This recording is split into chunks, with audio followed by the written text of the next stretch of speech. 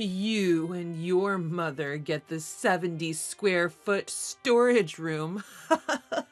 My husband, who got stuck between a rock and a hard place living in my parents' home, had an outburst right after we finished renovating. My husband snapped. He started saying he would kick me and my mother out and live with his own mother in my parents' house, which was remodeled to look exactly like our new house. I was shaking with anger as I realized my parents' house, filled with memories of my late father, had been taken over. My name is Lisa Matthews, and I turned 33 this year. I've been married to my husband, Thomas, for 8 years. We both work and live with my mother at my parents' house. It's okay because our jobs are very close by. It was a sort of curveball situation, you know. My father passed away before I got married. I was hesitant to leave my mother alone to get married, but my husband said, "If you're worried about leaving your mom alone, let's live together." I was really happy when he agreed to live in the home my father built for us. Although it is an old home, it's a home filled with memories for my mother and I. My husband is the youngest of 3 brothers, and my mother-in-law seemed to have spoiled her eldest son a lot. My husband often complained about the vast difference in treatment between him and his eldest brother. Because of his lightweight position as the youngest child, he was able to make the decision to live at my parents' house. I made up my mind to marry him after hearing these words. However, there was one person who was against my husband living in my family home. It was my husband's mother, my mother-in-law. Perhaps she felt as if her own son had been stolen. The eldest son and his wife live in my husband's family home, so it would be difficult for us to live there, even if we wanted to. As we were saving for our own home, I convinced my mother-in-law that it would be best for us to start our married life at my parents' house without paying rent. Although I had heard that my mother-in-law had always favored her eldest son, she suddenly started to show concern for my husband around this time. I didn't think we'd have this much trouble over my husband moving out of his family home, but our relationship with my mother-in-law remained strained after our marriage because of this issue. Lately, my husband has become very concerned about his mother. It might be because she suddenly started to treat him with affection after our engagement was decided. Maybe he's happy to get attention from his mother, but my husband has started to prioritize her over everything. Above all, he also starts to get furious if I don't think of my mother-in-law first. I've never neglected my mother-in-law, and I've been trying to be nice to her. However, according to my husband, I am treating my own biological mother better than my mother-in-law. Of course, we don't talk about such things in front of my mother. When we were alone together, it had become a habit for him to whine and complain. Because my husband keeps telling me to pay more attention to my mother-in-law, I try to visit her house frequently. Even though I always bring her favorite gifts and make sure to let her know before I go, she is often not at home. I could feel that she was obviously avoiding me, but I had no choice but to go because I knew that if I didn't, my mother-in-law would complain to my husband that I never visit or bring her anything. Every time my sister-in-law, the wife of the oldest brother, apologizes and hands over the gifts to my mother-in-law. She also seemed to be receiving a lot of criticism from our mother-in-law, and she said, "It's tough on both of us. We're the same age and we get along really well." I thought that my mother-in-law's attitude would soften as the years went by, even though things had been strained at first as newlyweds. But I was very wrong. Even after 8 years of marriage, her attitude has not changed at all. A lot has changed over the 8 years since we got married.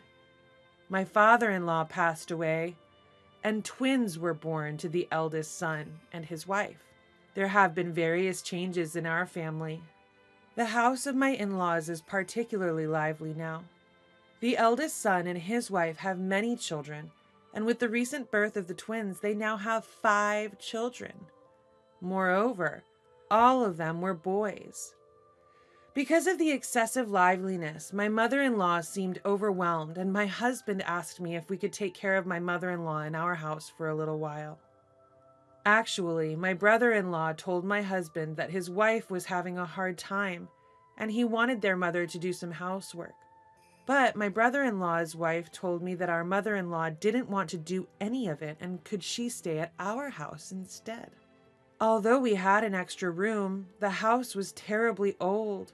I proposed to my husband that if my mother-in-law was going to live with us temporarily, we might need to renovate the house. My husband seemed to think I would object to keeping my mother-in-law, and he looked surprised at my reaction. I wasn't really keen on the idea myself, but I agreed in hopes that my brother-in-law's wife would have a break. My husband works for a construction company, and renovations are his expertise. It can be sure that my husband will take care of everything. I'll leave it to you because you're the expert. I said so and decided to renovate this house. My mother is getting old, so it was a good opportunity to consider making the house accessible by removing the steps and installing the handrails. During the renovation, my mother and I stayed at my sister's house, and my husband stayed temporarily in a weekly rental apartment with my mother-in-law. But the incident happened on the day when the renovation was completed. Up to this point, I had believed that the house was being transformed into a comfortable home. I was looking around the house under my husband's guidance. There are no steps and handrails in various places, making it possible to live in the house for a long time, even when one gets old. My husband had cleverly made a hobby room for himself. I decided to accept it. Since he is a contributor to the renovation, let's at least give him credit for that. After being shown all the rooms, I suddenly realized there were no rooms for my mother and I. The room my mother used to use was now my mother-in-law's room. Where's Mom's room? You haven't shown it to me yet. I didn't care about my own room, but it was strange that there was no room for my mother. I just showed you, my husband said, laughing. I had a bad feeling about this. Huh? You haven't shown me yet. You and your mom get the 70 square foot storage room, my husband replied. I couldn't believe my ears. Indeed, I was shown the 70 square foot storage room earlier. It was the place in the house that received the least sunlight. A dark storage room with only a small window. Are you joking? Don't say stupid things, I retorted. My mother-in-law intervened between my husband and I. It's been 8 years since you became my daughter-in-law, but you still haven't learned how to behave as a wife. You're not qualified to be a wife if you're going to bite back at your husband. This house was beautifully rebuilt by Thomas. If you don't like that room, why don't you get a divorce and leave? She spat out. The word divorce suddenly flashed in front of me, and I lost my patience, my blood rushing to my head. Thinking that I wouldn't dare to divorce, my husband was laughing. At that moment, all the affection built up over 8 years of marriage flew away. I see. This was your plan from the beginning. If you don't like the 70 square foot storage room, why don't you put your mom in a facility? There's no room anyway.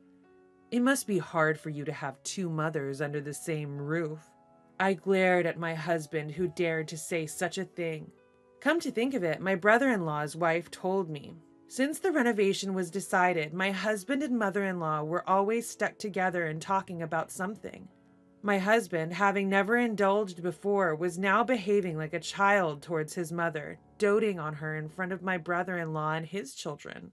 Ever since the renovation was decided, my mother-in-law was thrilled to have a new house and a quiet environment, and my husband was eagerly waiting to live with his beloved mother. Seeing the 2 of them attached at the hip and grinning, I started to feel sick. I took my stunned mother's arm and, making loud footsteps, walked out the front door. I deliberately stomped on the hallway as I walked, thinking at least it might do some damage. My mother followed me, bewildered, as we left our family home. The triumphant laughter of my husband and mother-in-law echoed from behind us. I couldn't forgive my husband's betrayal after living together as a couple for 8 years. All I could think about was getting revenge. When we finally returned to my sister's house, we were so overwhelmed we just collapsed. It was all too much to even put into words. My mother was still in shock. "Do you think they've taken over our house?" she muttered after taking a sip of the tea my sister had made. Her words were like a punch in the gut. This was the result of me agreeing to the renovation my husband suggested and leaving everything to him. "We have to reclaim our house, our home, filled with so many memories. The house that Dad built for us," she whispered. I squeezed her hand tightly.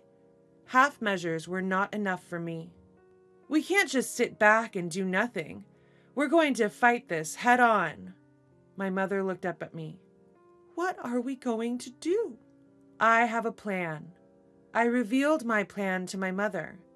She looked a bit surprised, but nodded in agreement. "If it's your idea, Lisa, I won't oppose it." With that one sentence from my mother, our counterattack against my husband and mother-in-law began. A few days later, I saw a moving truck parked near our family home. From afar, I could see my mother-in-law directing my husband to bring in her belongings. Judging from the amount of luggage, it was clear that she intended to move in for good, not just temporarily. My mother-in-law didn't lift a finger, just gave instructions to my husband. He happily helped her with the move. Seeing his face made my anger towards them grow even more. After checking the situation at my family home, I visited our lawyer with a real estate agent. I thought it was the only way to counter my husband's betrayal. I explained to the lawyer everything that had happened after the renovation and how my husband and mother-in-law had taken over our house. At first, he was shocked, but after hearing about my husband's terrible behavior, he shared our anger. And so we were able to secure the full cooperation of both the lawyer and the real estate agent.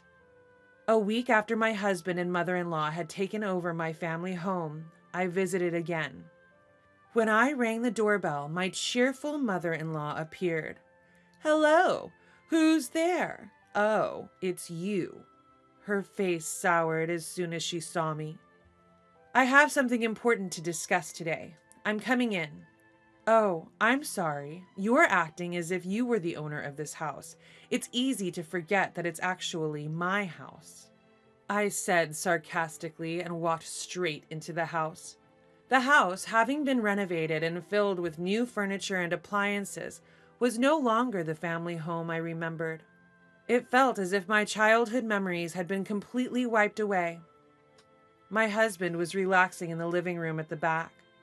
Like my mother-in-law, he looked displeased at the sight of me and said, "What's up with you barging into people's houses like that?" "You. Long time no see. I have something important to discuss today." I had my lawyer present as well, and I faced my husband across the table. "What's up? You decided to live in a tiny studio apartment? Got a mover for just one guy? Not much stuff you can fit in a studio apartment, huh?" He mocked. I was pissed off at my husband's attitude, but I had decided to remain calm today. No matter what, I was bound to win this. There was no need to rush anything. Before jumping to conclusions, there's something I want to ask you. Why had he renovated my family home into such a state and driven us out? I wanted to confirm his true intentions. I thought we had been living as a happily married couple with no major disputes since our marriage. I was sure his relationship with my mother was also good. I don't understand why my husband's attitude changed so drastically. Even if he was instigated by my mother-in-law, what he did was too bold. At my question, my husband let out a big sigh as if it were troublesome. Then he showed a sneering smile again. "I got tired of it all. Living like a dutiful husband, being considerate to you and your mother. I've been patient for a long time. I want to live with my mother. I don't need anything else. I was taken aback at my husband, who half shouted. I was speechless at the realization that he was just a mama's boy. Unable to say anything, I listened to my husband start to spill all the frustrations he had been holding back. He was frustrated that he couldn't live with his mother and embarrassed that as a man he was living in his wife's house. It felt like I had been deceived. He endured it all on his own, got angry on his own, and even plotted to take over my family home. I began to suspect he might be a psychopath. If you have that much dissatisfaction, you should have just told me. How can I possibly express dissatisfaction? I'm a man. You should understand. Even his final assertion was utterly ridiculous. My mother-in-law was teary-eyed as she listened to my husband's argument. I thought that this was the result of her nurturing her eldest son with excessive affection, but it didn't seem like she thought so. She just seemed to pity her son, who adored her. Being subjected to this cheap soap opera, I sighed heavily, unable to bear the ridiculousness. It seemed that my husband was offended by my attitude and raised his voice. What's with that attitude? You should be grateful that I even prepared a small studio room for you. I could have taken away your room too. With his face turned red, my husband looked like a tantrum-throwing child. That's right. Keep a room for a useless daughter-in-law. What a kind son you are. I'm happy to be praised by you. To quickly end this farce, I presented my husband with the divorce papers. Of course, already signed by me. Please divorce me. I don't want to stay married after being treated like this. Then I showed him the registration of the house, explaining that it was one of the properties I had inherited from my father and it was under my name. Looking at the documents, my husband seemed to realize something. I won't divorce. I did the renovation. Even if the property is under your name, it should be considered as both of ours. I will absolutely not divorce. It seemed my husband realized that if we divorced, he would be kicked out of this house. Even if you don't want to divorce, what made you think you could stay here? The house is in my name. It's my property, so I've sold it. I spread out another document before my husband, a sales contract for the land and house. Both he and my mother-in-law leaned in to check the names and dates on the paper. Since this house is already sold, you'll need to move out promptly. We have potential buyers, so you should leave by today or tomorrow. With a smile, I told the two of them. Their faces turned pale. Whether you divorce or not, you cannot live in this house. I don't want to see your faces anymore, so I want you to divorce. Hold on. Why? Wasn't this your house? My mother-in-law had mistakenly thought that the house belonged to my husband. He probably hadn't expected me to take such drastic measures. He seemed to have assumed that I would accept some kind of compromise and forgive him. But I'm not that naive, and my love for my husband has cooled. I don't have a shred of mercy left. Please discuss the details with my lawyer. Don't come directly to me. If we are kicked out of this house, where will we? Yeah, we thought we finally found a place where we could peacefully spend our retirement, and a maid. My mother-in-law seemed to have thought of my mother and me as maids rather than family. Feeling it wasn't good for my mental health to talk to these people anymore, I suggested, why don't you go back to your family home and live with your eldest son and his wife? Oh, but since you made such a fuss about leaving, your older brother might be angry and not let you in. Leaving those words behind, I quickly left my family home. My family home filled with so many memories. I hesitated to sell it. But after being so disrespected, I couldn't back down. The truth is, my childhood home had already drastically changed. I don't think my decision was wrong. 3 days later, my husband and mother-in-law hastily left my family home. I didn't want to keep the house after it had been remodeled so recklessly, so I had it demolished and put the land up for sale. Looking at the empty plot where nothing was left, I felt a mix of emptiness, relief, and a complicated array of other emotions. After that, my husband and mother-in-law moved back to their family home for a while, seemingly treated as nuisances by my older brother and his wife. My husband, who had been reluctant to divorce until the end, seemed to have realized my feelings had completely cooled when I left all negotiations to my lawyer. My lawyer said he signed the divorce papers while crying at the end. Eventually, my husband seemed to be despairing of his mother, who had started to flatter my older brother more than him. Just when he thought he had finally become his mother's number one, it turned out to be a short-lived victory. It seems that my mother-in-law was ultimately disowned by my older brother and his wife. My husband and mother-in-law started living together in a small apartment near their workplace. My husband, who had never really lived alone, seemed to be struggling, and my mother-in-law, despite complaining about her son's low earnings, had to do all the housework again, complaining every day. My husband contacts me almost every week, asking for reconciliation because living with my mother-in-law is too hard, but I ignore all his messages. Even after everything that happened, my husband, who still thinks we can reconcile, is really a fool. I have no intention of remarrying, and I've built a small new house on the small plot of land left by my father, where I live with my mother. It's a small, single-story house because it's just the two of us, but it's filled with things that my mother and I love. I'm still working, so I have no financial worries. My mother, who was shocked by the loss of our old home, is gradually regaining her energy. Even though we're now strangers, my sister-in-law from my older brother's family brings her children over to play at our new house. She treats us the same after the divorce, and I'm truly grateful. Our new life with my mother has just begun. My mother and I laughed, promising to enjoy whatever comes next.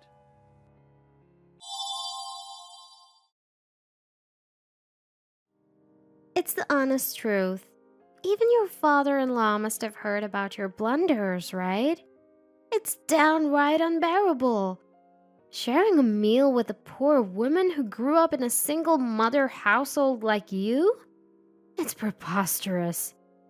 You come from a different world than us.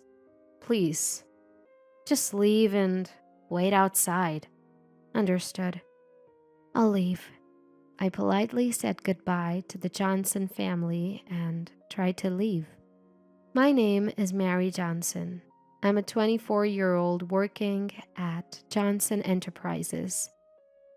As the secretary to the CEO, I've been employed here for about 2 years. I was actually invited to join the company by the CEO, Ronald Johnson, while I was still in college. We were in the same business class and ended up becoming good friends because our seats were side by side. Ronald is 30 years old, and we met when he was 24. He had already graduated from a 4-year college, but he was attending college again to deepen his knowledge as a business owner, it seems. He is quite the scholar. His father is the chairman of the Johnson Group. During his university years, Ronald took over his father's will and served as the president of Johnson Group Trading. He became an elite at a young age by becoming a president. My family, on the other hand, was extremely poor. My father was a gambling addict and a hopeless casino fanatic. The debts he incurred led to my parents' divorce when I was in elementary school. My mother raised me single-handedly. I want to somehow help my mother who has been struggling. With that feeling, I kept working hard at my studies. And then, Ronald, who learned about my situation, invited me to join his company, Johnson Trading. 2 years have passed since I joined the company and started working as Ronald's secretary. I have acquired secretarial and business document skills certification and am working hard for Ronald. By the way, Ronald Johnson, the president, is also my husband. Originally, I was interested in him during my university years and started dating after joining Johnson Trading. After a year of dating, I got married to Ronald. Ronald is a kind husband who, despite being a president, never acts arrogant and always takes care of me. I feel extreme happiness being able to be with him both at work and at home. I truly believe it was great that I met Ronald. Then came a certain day. A transfer notice was announced at Johnson Trading, and I couldn't hide my surprise at the name. The appointment of a vice president, and that name was Julia Johnson. I inadvertently frowned at the sight of the new vice president's name. I couldn't believe that the person I was not comfortable with was becoming vice president. This Julia Johnson is the wife of Ronald's brother, Billy Johnson. The reason she was promoted to vice president is because she has a proven track record of reviving companies in the Johnson Group. The performance of Johnson Trading has been declining year by year. Originally dealing mainly in food and clothing, the recent epidemic has resulted in a decline in sales. Ronald was in a frenzy, trying to recover the performance, but to no avail. Hence, the competent Julia Johnson was appointed as vice president. In other words, she is my sister-in-law. Why am I uncomfortable with this person? The reason goes back 1 year. I first met Julia at the wedding reception when Ronald and I got married.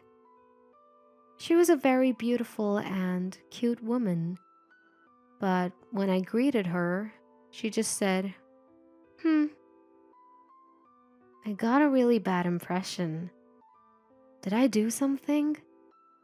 When I tried to start a conversation with Julia, where are you from? Where am I from? I'm from Cincinnati. The moment she clicked her tongue. Do you not understand what I mean? I'm asking about your social status, not where you're from. Surely, you're not just a commoner, are you? I couldn't make sense of my conversation with her, and all I could say was, I am an ordinary citizen. Then she just disappeared without a word. I haven't seen Julia since then. The much anticipated day of the internal personnel change, X Day, arrived. Julia was appointed as vice president, and Ronald and I went to the station to pick her up. I was nervous about seeing her again after a long time. I didn't know what to say, so all I could say was, Julia, nice to meet you. She just said, oh, it's been a while. Got into the limousine arranged by Ronald and headed straight to Johnson Trading. When Ronald and I entered the president's office, I heard words from him that made me doubt my ears. He wanted me to be Julia's secretary. When I asked why me, he said it was because Julia had requested it. Apparently, Ronald couldn't refuse because she was his brother's wife. I reluctantly accepted when he pleaded with me. The job is the same as the president's secretary, managing the schedule, assisting with tasks, and answering the vice president's phone calls. However, since the person was my brother-in-law's wife and an unknown entity, I found it hard to do. Still, I had to do it. In the afternoon, I entered the vice president's office where Julia was. I greeted her and tried to start a conversation in the hope of getting along with her a little bit. I'm so glad that you're the vice president, Julia. I look forward to working with you. I greeted with a smile, but she said, I don't care about that. Just tell me tomorrow's schedule. I was initially angry, but I held it in, apologized with, I'm sorry, and explained it to her with my notebook. What's with this arrogant attitude? But she is a member of the Johnson family. I didn't want to cause a big trouble, and didn't want to cause trouble to Ronald, so I decided to do my job while holding back. That day, Ronald came home to the apartment when I got home. When I went to greet him at the entrance, he said, What's wrong? You look pale. I just responded with, I'm fine. I couldn't tell him after all. One day, I made a grave mistake. I accidentally swapped Ronald and Julia's schedules and only realized this when I received a phone call from Julia. She stated that she had not scheduled the meeting that I had told her about. Looking at the schedule, I saw that I had relayed the details of the meeting meant for Ronald to Julia instead. I realized my mistake, but it was too late by then. I was rebuked by Julia saying, I apologized to the client, but they didn't forgive me, and we lost a hard-won deal worth $200,000 because of you. She also lamented about the fact that she had to put up with unwanted advances from the lecherous president of the company we were dealing with to secure the deal, all of which ended up being for naught due to my error. Upon hearing that, Julia returned to the office. I immediately went to the president's office. I walked in, and first thing, I apologized deeply. But Julia shouted back, Sorry isn't enough. Her face as red as a demon's. I was at a loss for words when Ronald stepped in. This time it's true that Mary is at fault, but there's nothing we can do about it now. Be careful next time. Ronald tried to mediate the situation, but Julia snidely remarked, She'll just make the same mistake again. This is why uneducated commoners are useless. Upon hearing this comment, I recognized my fault, but wondered what she meant by not having a decent education. It felt like my personality and life were being denied, which fueled my irritation. But the mistake was mine. Unable to retort, I stayed silent. Then Ronald intervened. That might be an overstatement. However, Julia turned away with a dismissive, After getting permission from Ronald to leave, I exited the president's office.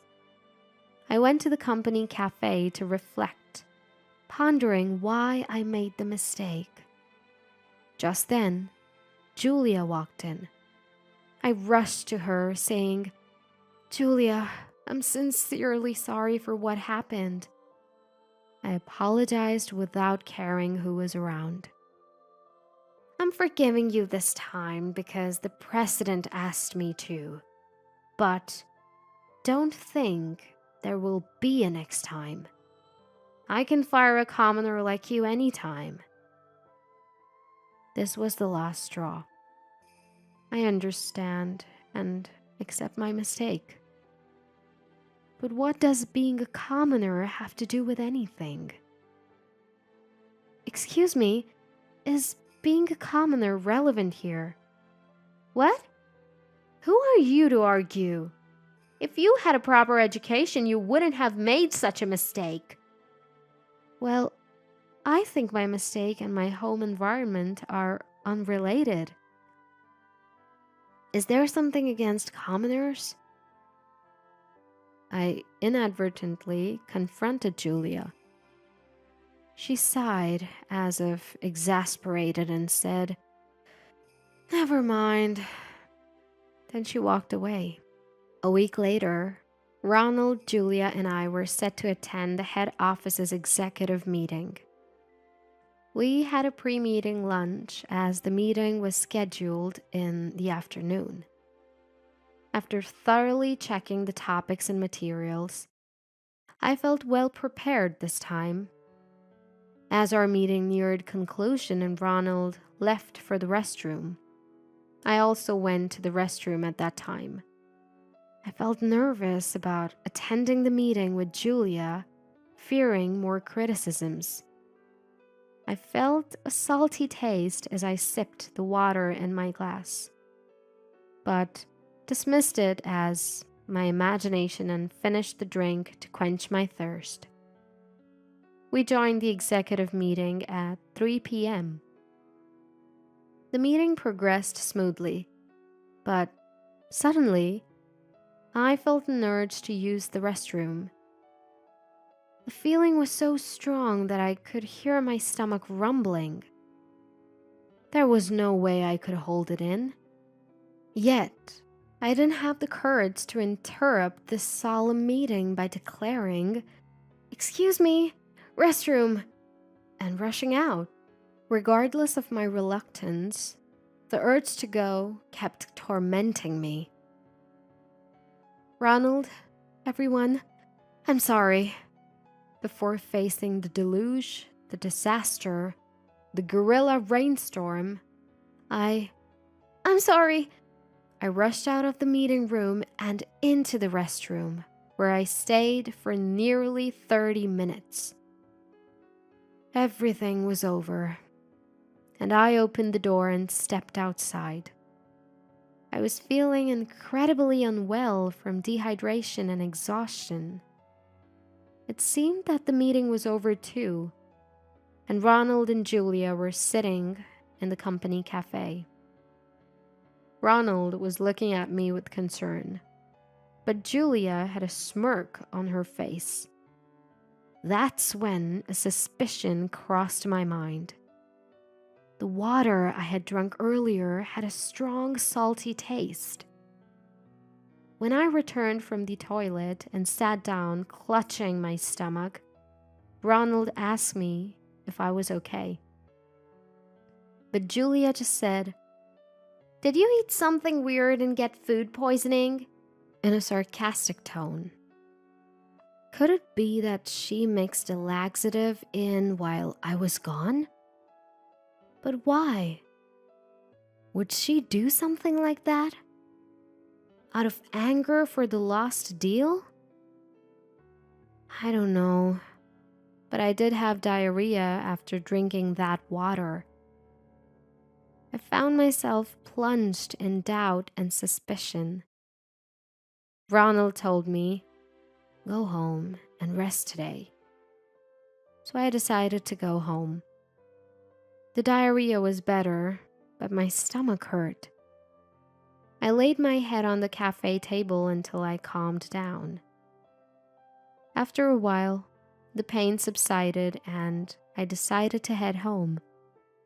But before that, I had to inform the vice president of tomorrow's schedule. I headed to the vice president's office and knocked on the door. When I did, I heard Julia's voice saying, "Come in." When I entered the room, she said, "Oh, it's you." Of course, she didn't bother asking about my health. "What do you want? Make it quick, I'm busy." "Julia, you put something in the water, didn't you?" At my question, Julia smirked and said, "What are you talking about?" Don't play dumb. At lunchtime, when Ronald and I left our seats, didn't you mix something in my glass? Oh my, what a sudden accusation! It's completely unreasonable to blame others. Get out of here, you fool! Furthermore, I saw a box of laxatives on her desk. When Julia noticed my gaze, she said, "Well, I might as well tell you the truth. Yes, I mixed a drug into your glass." "Why would you do such a thing? What did I ever do to you? Why have you been like this since we met?" "It's simple. Because you're a commoner, that's all. You're unnecessary to the Johnson family." Her flippant reason for considering me a commoner left me not just angry, but dumbfounded. And tears welled up in my eyes. "Unfortunately, I'll have to fire you. No matter how much you tell the president about me, you have no evidence, so it's impossible. Plus, if you consult anyone, you'll be making an enemy of the Johnson family. A rift will form between my husband Billy and Ronald, and the brotherly relationship will become the worst because of you. If you're okay with that, feel free to consult." She was right. If I told Ronald, the Johnson family would be in turmoil. I had no choice but to endure in silence. Tears of frustration wouldn't stop, and I navigated through the blurry vision to head home. Ronald worried about my sobbing figure. I wanted to talk, but if I did, things would get serious. Ronald asked, "What happened? Is it about Julia?" He hit the nail on the head. After much hesitation, I said, "Actually, Julia..." I ended up talking about everything, the past events and the incidents at today's meeting. Once I started speaking, I couldn't stop, and I ended up speaking my mind. And then I couldn't stay in the Johnson family anymore. But it was because of me that a major deal fell through. I was just a drag. "Ronald, I'm sorry. Let's get divorced. If I'm gone, you can stay good with Billy, with Julia. I'm an unnecessary person." "Don't despair. I'm no good without Mary. I love Mary. I want you by my side every moment. That's why I made you my secretary. So please, don't leave me. Don't talk about such sad things like breaking up." One day, at the end of the year, Ronald asked me to come to a dinner party where the entire Johnson family would gather. Of course, Julia would be there. I decided to go to the dinner party. After all, it was an important event. And then I made up my mind and left the house. The staff greeted me and showed me the way. My in-laws, Billy, and Julia were already at the table. I greeted everyone. Of course, Julia acted sullenly with a It was an expected attitude. When Ronald and I sat down, Julia first said, "I feel sick." "I really feel sick. Having dinner with this poor trash? It pollutes the atmosphere. It will spoil caviar we are going to have." At this statement, my father-in-law said, "What are you talking about?" in anger. "It's the truth. You must have heard about her gaffe too, right? It's so annoying. It's not a joke to have dinner with a commoner from a single mother household. You're from a different world. Just go out. It's better if you wait outside." Understood, then. I said bye to everyone in the Johnson family and was about to leave. I heard my father-in-law suddenly yell, "Then you should go home." What? What do you mean, father-in-law? No ifs or buts. You're the unnecessary one in the Johnson family. What are you talking about, father-in-law? I am the vice president of Johnson Corporation and Billy's wife. She seemed to want to argue, but my father-in-law shook his head and said, "It seems Billy wants to divorce you." At that word, Julia glared at Billy. "Billy, is that true?" "Yes. I'm tired of your high-handed attitude that looks down on people, and you don't do any housework. You're good at your job and there are parts I respect, but otherwise, you're done as a human being. You're the one who's in the way." What? Furthermore, it seems like my father-in-law had heard from Ronald about what Julia had done to me so far. The fact that Billy didn't like her, and about me. My father-in-law seemed to have planned to cut ties with Julia at this opportunity. That's what the dinner was for. "Don't say such ridiculous things. After all, father-in-law, do you have any proof? The proof that I made Mary sick." At this time, I thought it was time for revenge. Everyone in the Johnson family is on my side. There's nothing to fear. I remembered on the spur of the moment and pulled out the pen I always stick in my chest. Then, Julia made a puzzled face and then laughed out loud. "What are you thinking, showing such a thing?" Her complacency will end now. Without any hesitation, I pressed the switch on the pen. "Don't play dumb. Didn't you mix something into my glass when Ronald and I left our seats during lunch?" When my voice played, Julia's face turned pale. "Yes, this pen is not just a pen. It's a pen-type recorder. It's always recording to not forget the content of conversations at negotiations and meetings. Thinking that there might be something. I kept Julia's voice as evidence, and now was the perfect time to play it." Julia covered her face with both hands and was trembling. "It's not over yet, Julia. You didn't really marry Billy out of love. You married him to expand the Lee Group's power, didn't you?" What are you talking about?" Then Ronald took out his smartphone and started playing a certain voice recording.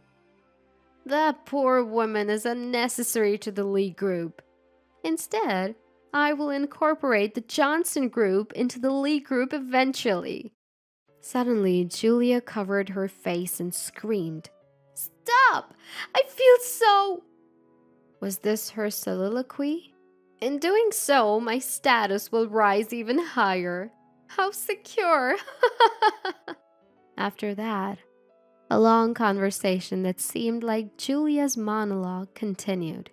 "Once I become the next president of Johnson Corporation, I can frequent high-end male strip clubs even more than now."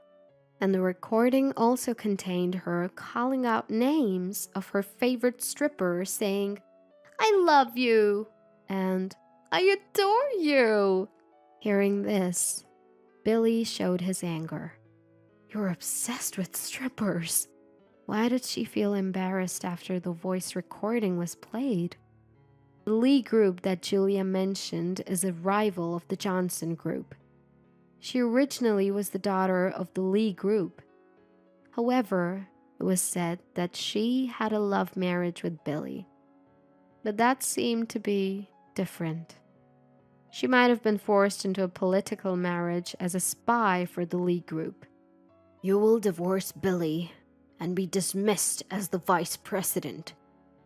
Furthermore, we will completely withdraw from the Lee group. We have been getting along through mutual encouragement, but this is a total break." Julia's face turned pale. Furthermore, the mother-in-law, who had been listening to the whole thing, opened her mouth. "Julia, you called Mary a poor person and a commoner, but what I can't forgive the most is that you denied that she was raised in a single-parent family. I, too, was poor and raised in a single-parent family when I was young. You don't know the human heart. You're the one who's not needed." It was the first time I had seen the mother-in-law so angry. I was surprised, as she always gave me a gentle and smiling impression. Everyone's gaze gathered on Julia. She pounded the table with both hands and stood up vigorously. "Remember this! The Lee group will never forgive you!" She spat out this parting shot and left the restaurant. Honestly, my heart felt very relieved. Everyone protected me. I no longer needed to leave the Johnson family. As I felt relieved, tears began to flow. Seeing this, Ronald and my parents-in-law and Billy all comforted me. 2 weeks after the dinner party, a call came from the chairman of the Lee group. I remembered Julia's words. The Lee group will never forgive you. However, the contents of the call were unexpected. "I sincerely apologize for the tremendous inconvenience my daughter, Julia, has caused you." The chairman himself had made an apology call. Apparently, he had heard the detailed story from the chairman of the Johnson group, my father-in-law, and when he asked Julia, she readily admitted to it. "The Lee group does not think about crushing the Johnson group at all. This trouble is my responsibility as a parent. I am truly sorry." It turned out that everything had started from Julia's delusion. Moreover, the reason why Julia mixed that thing from me seemed to be a grudge against my previous rebuttal. Does being a commoner matter? It seemed that she couldn't stand being told various things by me. A commoner, even though she was in the upper class. She is indeed a woman with high pride. Some time passed and I received another invitation to a high-end restaurant for my in-laws. I went to the restaurant with Ronald. The place was the same restaurant as before. There, my in-laws were already present, and the 4 of us gathered around the table. My father-in-law tried to order. Then 2 staff members came over, and I was surprised to see one of them. The staff member was none other than Julia. Why are you guys here? Why are you working here?" "I have no choice. My father told me to gain experience in customer service and learn about society. Really, even though I, a lady, have to do this." She turned red in the face with anger, and the stern-looking male staff behind her said, "Hey, don't keep the customers waiting. Take their orders." Yes, I'm sorry." She was almost in tears as she took the order. Honestly, it was very funny. The dish was delivered, and while we were enjoying its taste, we heard the male staff yelling again. When I looked in the direction of the voice, Julia was crying and apologized to the male staff. It seemed that she was being scolded for making mistakes in orders and behaving rudely to customers. We ate the delicious food while laughing at the sight of her, who had changed so much.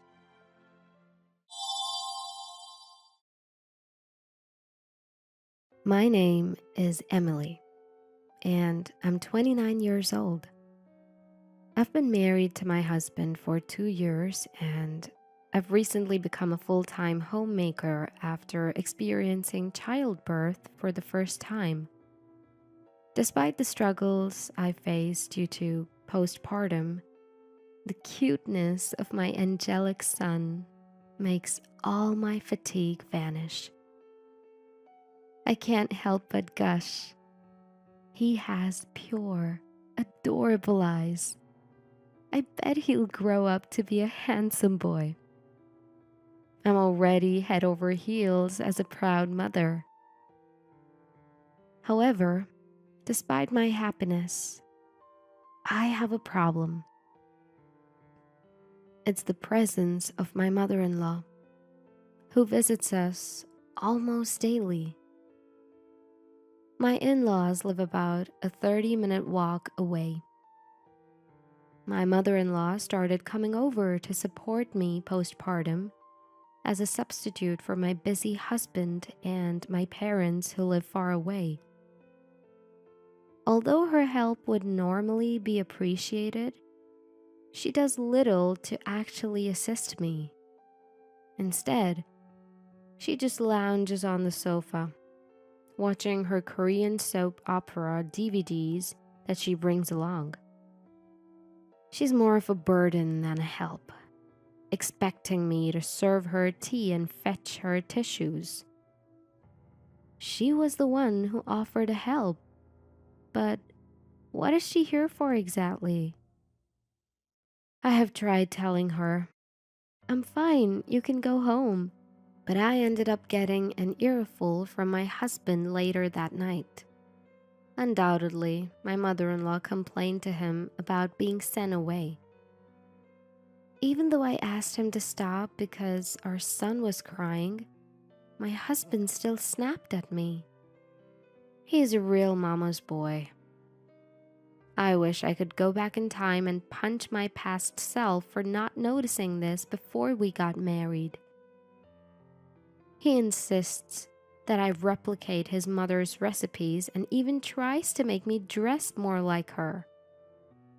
No matter what I say, my husband worships his mother as if she's a goddess. However, I continued to discuss the matter with my husband. "We don't need to rely on your mom. It would help so much if you could just help me out a little."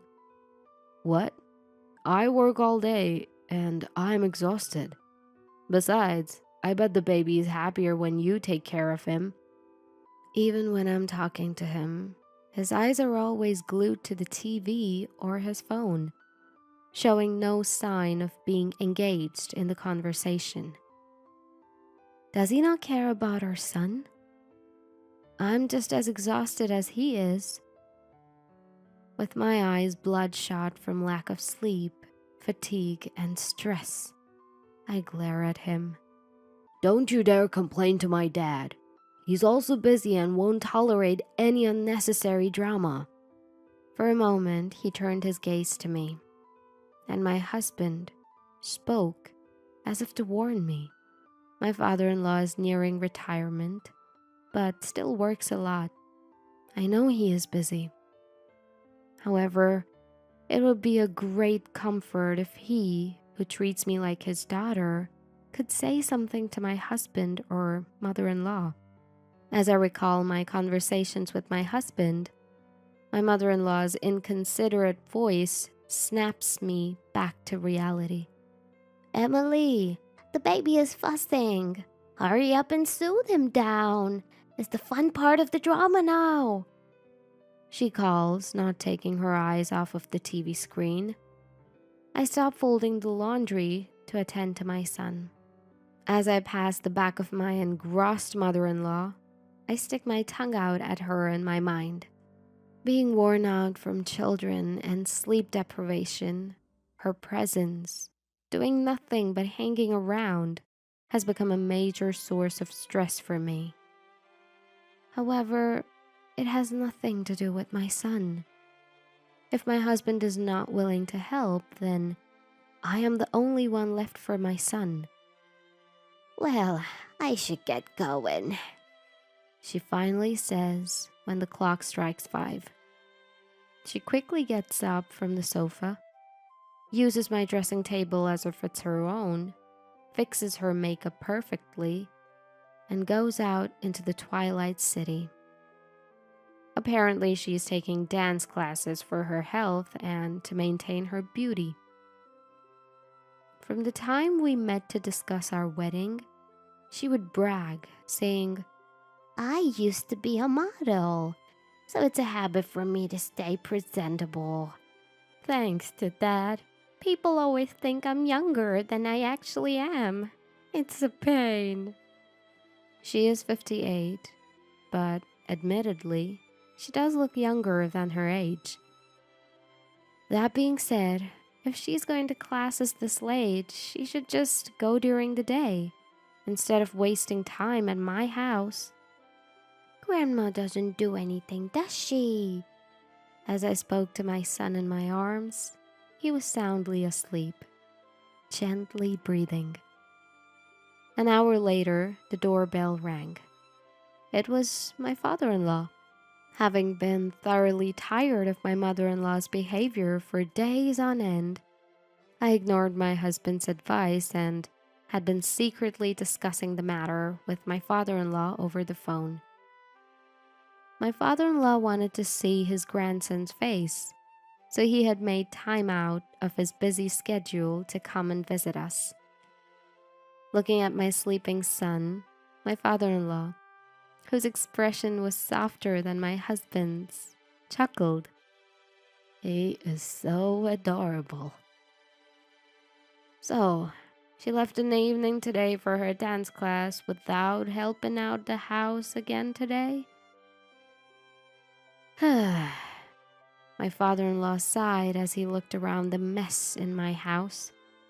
Guessing from his response, it seemed he just found out about his wife attending dance classes. Seeing the state of my house, he must have realized that his wife really hadn't been helping out at all. My father-in-law bowed his head and apologized to me. "It's not your fault," I rushed to say, but he shook his head. My wife herself said she would support you, Emily. But this, I'll see to it that she doesn't come here from tomorrow. And I understand my son may not be much of a help. But if there's anything you need, let me know anytime." "Thank you so much," I responded gratefully. It seemed that my father-in-law was also worried about my husband's lack of interest in housework and childcare. For the first time in a long time, I felt the touch of kindness, and it brought tears to my eyes. About 3 months have passed since my father-in-law started visiting us. Thanks to him, my mother-in-law had stopped coming to our house. My mood has been brighter ever since. I never knew I could feel this relieved just by her not coming. My son has even been able to hold up his hand now, and I've been able to spare a little more time for housework. Oh, it's a mess again. I sighed as I spotted the state of my half-open husband's room. Dirty shirts and socks were scattered all over the floor. I threw them in the laundry basket and decided to sweep the floor while I was at it. As I shoved the cleaning tool under the bed, I felt something was off. Did I hit something? As I maneuvered the cleaning tool, a clear file slid out with the bank book inside. "Gosh, he's such a slob," I muttered. I picked up the bank book and set it on my husband's desk, and suddenly my breath hitched. I realized it was not my husband's bank book, but the one we'd set up for our son. Why was our son's bank book in my husband's room when I always kept it somewhere else? Currently, the only money in the account was the generous amount gifted from my parents and my father-in-law for the birth of our son. It was a considerable amount saved for our son's future. A sense of dread crept over me as I tentatively opened the bank book. All the money in it was withdrawn. Out of impulse, I opened my husband's desk drawer and pulled out his bank book. Even though I knew I shouldn't, I couldn't stop myself. Just as I thought, I muttered, opening my husband's bank book. I found that the entire bonus he'd just received was withdrawn. Moreover, the remaining balance was too low. My mind went blank. Even as I heard my son crying in distance, I was too stunned to rush to him as I usually would. A few hours later, when my husband came back from work, I confronted him. He was initially angry that I had entered his room and looked through his things, but eventually confessed. I was financially helping my mother. What? Why would you need to support your mother? And I can't believe you do something like this without telling me. You even dipped into our child's savings. This is not okay. My husband angrily thumped his desk as I confronted him. Look, I only help out because my mom said she was struggling, okay? She's probably got problems we know nothing about. Besides, it's my hard-earned money. If you have so many complaints, maybe we should just get a divorce, he grumbled. Our son, who had been gently snoring in his crib, woke up and started crying. My husband argued with me and disturbed our son's sleep. I hurried over to him and lifted him up in my arms. The money you earned? The money in the account was a generous gift from our parents for our son. You can't claim it. Both your dad and my parents gifted us thinking about our son's future. Don't you feel guilty at all? And I'd appreciate if you would stop mentioning divorce so thoughtlessly, I retorted, watching our son, now cradled in my arms and calming down from his tears. My husband snorted with a look of annoyance. Then he presented a sheet of paper on the desk. It was a divorce paper, and his section was already filled out. I was shocked, and my eyes widened in surprise. I wouldn't mind getting a divorce anytime, to be honest. But you wouldn't want to be struggling financially, burdened with a newborn baby, he said, seemingly thinking this would shut me up. My feelings started to recede at my husband's childish behavior. That's when I realized something. He had never once held our son. Seeing me silent, my husband laughed, almost as if he was certain of his upper hand. So from now on, please pay the living expenses from your own pocket, he added nonchalantly, tapping my shoulder before leaving the room. As the living room door closed, I sank to the floor, exhausted. Tears naturally flowed down my cheeks. My son, nestled in my arms, stretched out his little hand to me and giggled innocently. I had made up my mind. The next day, I submitted the paper he'd handed me to the city hall. Afterwards, I got on an Amtrak train. I left a note saying, I'll submit the divorce papers and will be claiming alimony and reimbursement for the money you used, along with my wedding ring. I was concerned about taking our newborn baby outside, but he seemed intrigued by the new surroundings and was fortunately in a good mood. I braced myself to take extra care of his health. I was headed to my parents' house in Michigan. I only brought essentials for our son and had a few of my valuables, so I didn't have much luggage. My parents, having been informed the previous night, were ready to welcome us. After hearing my husband and his mother's actions, they were enraged, but they smiled kindly and suggested that I help them with their family business and raise my son here. My parents ran a fruit farm. It was a tough job, but I had helped out since I was a kid and had some experience and knowledge. I began to think that it might not be so bad.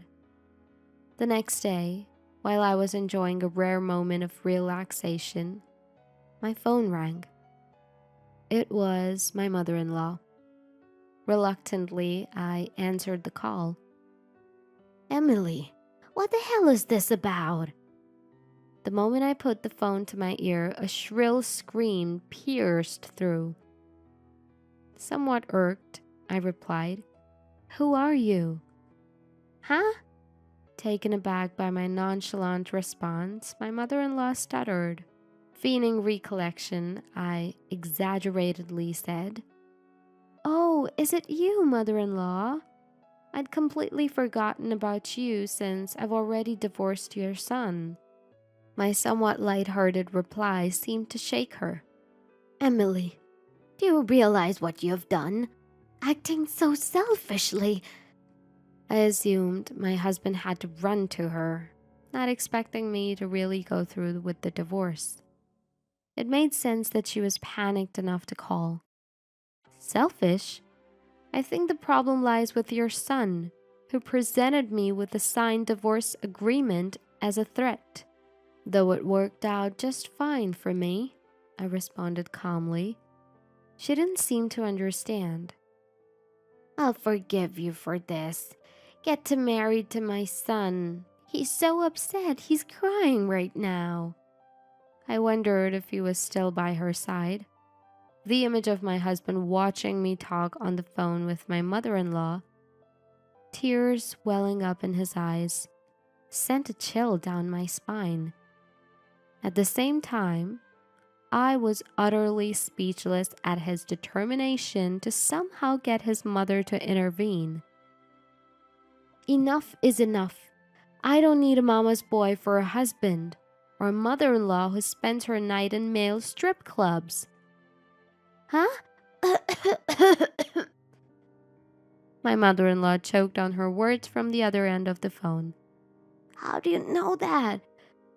It was clear she reacted to the mention of the gentleman's club. This happened last night. After my husband left the living room, I pulled out my phone. One call was to my parents to tell them I planned on divorce and coming home. The other was to my father-in-law, to whom I owe gratitude and an apology, to explain the situation. That's when my father-in-law revealed everything to me. The reason mother-in-law had been practically living at our house was to visit a male strip club that opened at 6 p.m. There were various reasons she stayed at our place during the day. The first being our house was closer to the club than hers. Plus, by spending her days at our house, she could avoid chores at her own place. She also used me and our son as excuses to get back late. All this worked in my mother-in-law's favor. Apparently, she had taken quite a fancy to one of the dancers at the club and had been spending a lot on him. It was hard to believe that my mother-in-law, who had always been a homemaker, had any money of her own. And she couldn't even drink alcohol because of her low intolerance. She had been withdrawing money from the bank account my father-in-law maintained, buying drinks for the dancers, while sipping sodas herself. My father-in-law had been suspicious of my mother-in-law after I asked about her. Despite being forbidden from coming to our house, my mother-in-law continued to find reasons to go out for a while. Realizing something was off, he followed her and discovered she had been a regular at a strip club. He was deeply shocked to find out about her escapades and the misses of his bank account. To think she'd even take money from her son and grandson.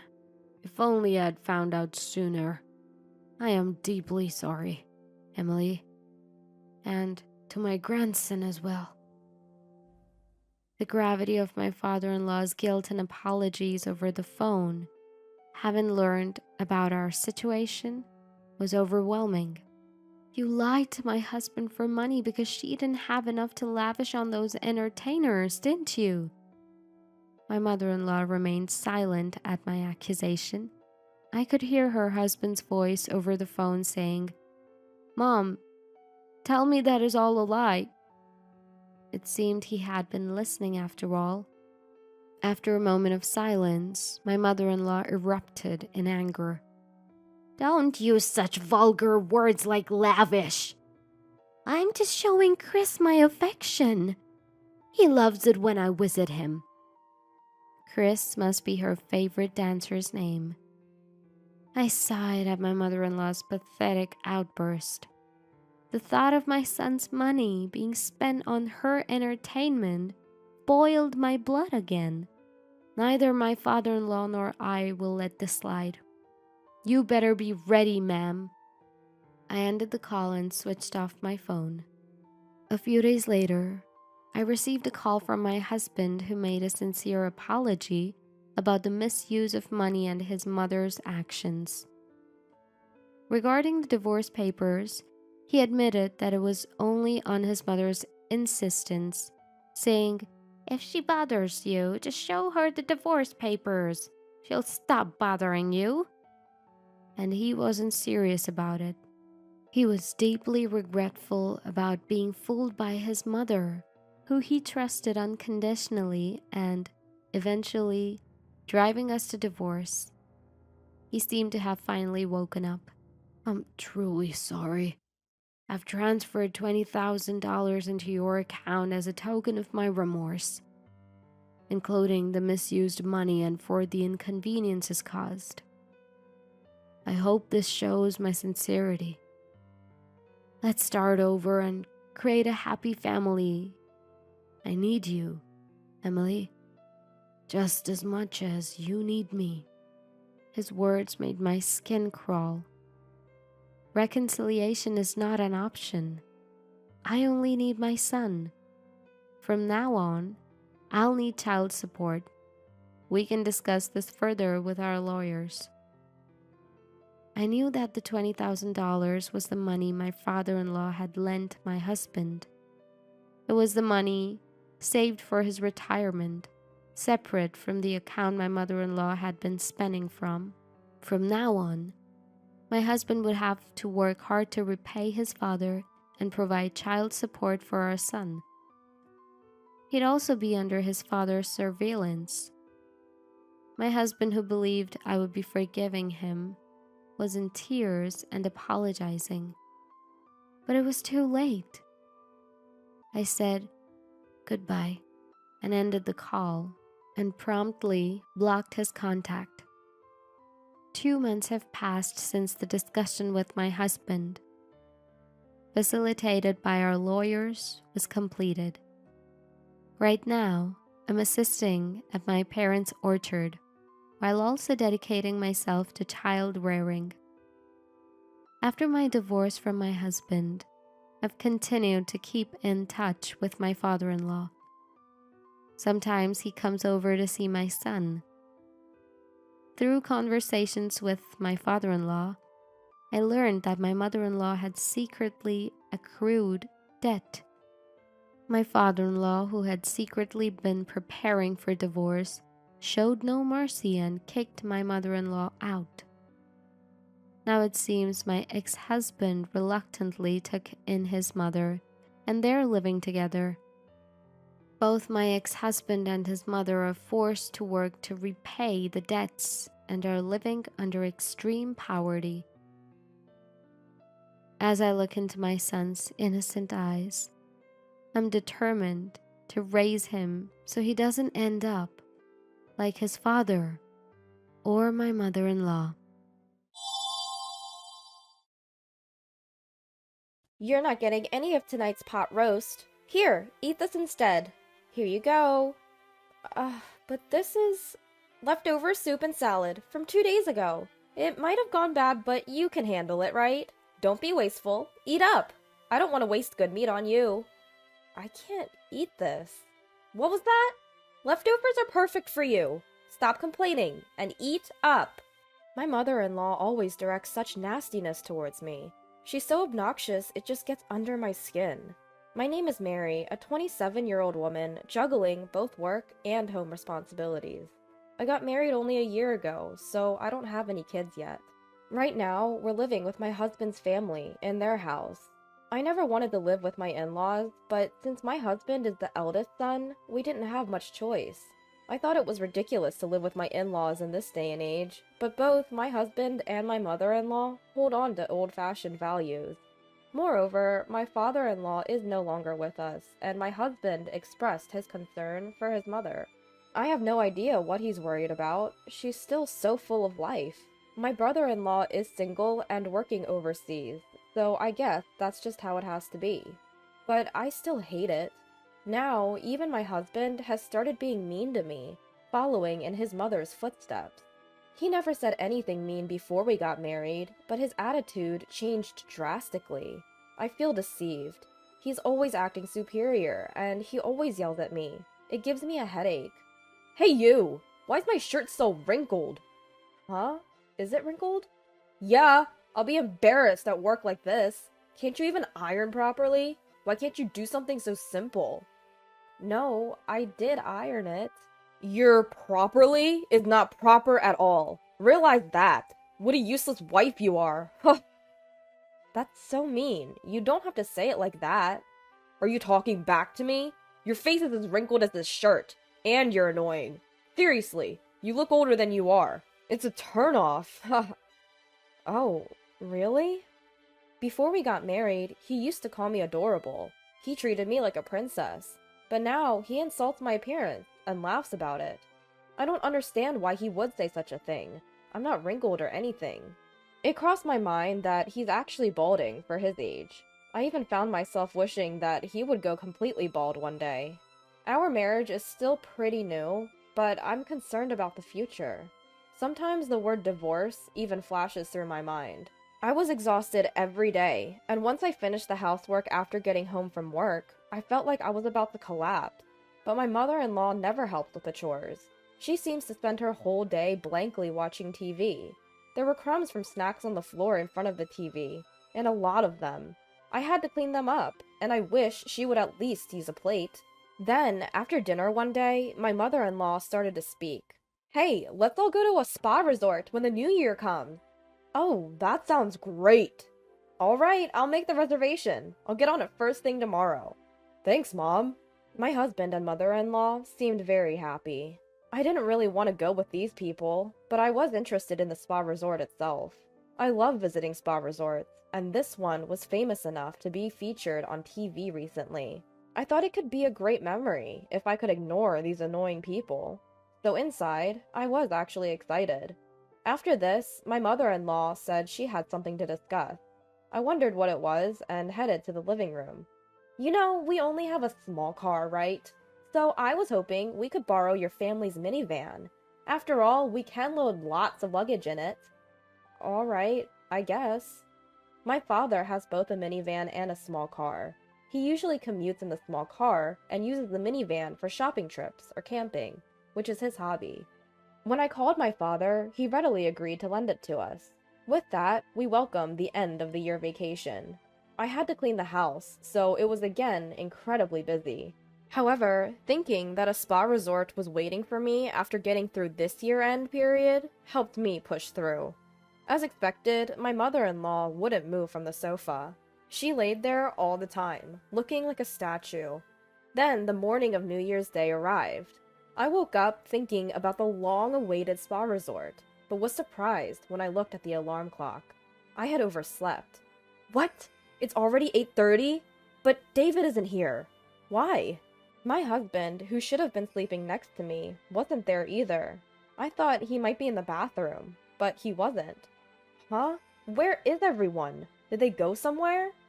I peeked into my mother-in-law's bedroom, but she wasn't there either. I began to wonder if they left without me. In a panic, I checked my smartphone. I always charge my phone in the living room before going to bed. There was a text notification on my smartphone. It was from my mother-in-law. "We're going to have fun! We never booked a place for you. You can spend a lonely New Year. It's okay if the bride doesn't come." So my mother-in-law never intended to take me with them from the start. And she planned to enjoy it with my husband. I was really sad. At the same time, I was also very angry. It's terrible to deliberately stop my alarm clock to make me oversleep. And I suspect the reason she made me drink a lot of alcohol the night before was to make me pass out. I regretted drinking that much. Although it's a relief that she didn't drug me, I was irritated about her pushing drinks on me. Well, there's nothing I can do, even if I get angry. So I decided to enjoy myself alone, at home. I really wanted to go home to my parents, but they're also away on a trip by plane, so it's pointless to go back. So I ordered a pizza for delivery that day, and spent a lonely day. Then my mother-in-law and husband returned from their trip. They had broad smiles on their faces. "It was so fun! It was the best! I want to stay there again. Of course, without you, Mary." Here, this is a souvenir." "What is this?" "It's a stone I found lying around. It suits you perfectly." "Oh, is that so?" I couldn't help but think that my mother-in-law was extremely spiteful. Frustrated, I went to return the minivan to my parents' house. I thought they would be home by now. When I arrived at my parents' house, my father came to greet me. "Did you enjoy the spa resort? That famous spa should have been quite satisfying." "I didn't go because I'm the bride." "What?" "I was told by my mother-in-law that it's fine if the bride doesn't come. I was left behind. When I woke up in the morning, no one was there." "What?" After that, my father started to do something. Then he had me sit in the passenger seat of the minivan and started driving. The car was headed back to my in-laws' house. When I glanced at my father's face as he drove, he seemed to be angry. Well, any father would get angry if their daughter was treated that way. But I was taken aback because I had never seen such a look on my usually calm father's face. Then my father stormed into my in-laws' house with something in his hand. My mother-in-law came out. "Oh, hello, and Happy New Year! Sorry for borrowing your minivan." "Happy New Year. Speaking of which, you left our daughter behind, didn't you?" "No. Mary said she had a fever and couldn't go, so we had to leave her behind reluctantly. I even offered to take care of her." My mother-in-law was lying through her teeth with a smirk on her face. She definitely never said anything like that, and I wasn't even sick with a cold. I wondered how she could tell such an obvious lie. I thought something must be wrong with her brain. "Oh, really? But our daughter said she was left behind. She told us she received a message on text saying, 'It's fine if the bride doesn't come.' Did I say that? I don't remember." "You did. Look at this text." I showed her the text messages. However, she still insisted she was innocent. I was surprised at how thick-skinned she was to still deny it, even cornered this far. In a sense, it was admirable. "You're still saying that, huh? You're truly a sad person. Oh, by the way, can I charge you for the cleaning of the car interior?" "What? Why?" "Because you dirtied it. With a married man, nonetheless. What a filthy and disgusting scene." What are you talking about?" "This right here. It was captured by this dual camera." What my father had in his hand was a dash cam. This one has dual cameras, so it can record not only the outside, but also the inside of the car. The advantage of being able to record the inside of the car is that it can provide evidence that you were driving safely. My mother-in-law doesn't know much about car supplies or cars in general, so there's a chance she didn't realize this was a dual camera. But what was she doing with a married man in the first place? I regretted watching the footage that my father played back. After all, there were images of my mother-in-law in an indecent posture and an unknown man. Even though my father-in-law is no longer in this world, it's insane to do such a thing with a married man. And what on earth was she doing in our family car? This was on the exact day you borrowed the car. Ugh, how disgusting. Wait! This doesn't mean we were doing anything dirty. It's not something perverted. My mother-in-law was in a panic, fumbling and stammering on the spot. Tears welled up in her eyes. She was on the brink of crying. I found myself curious and somewhat amused about when she would finally break down. Maybe I'm being cruel, but after all the time she tormented me, she deserves this much.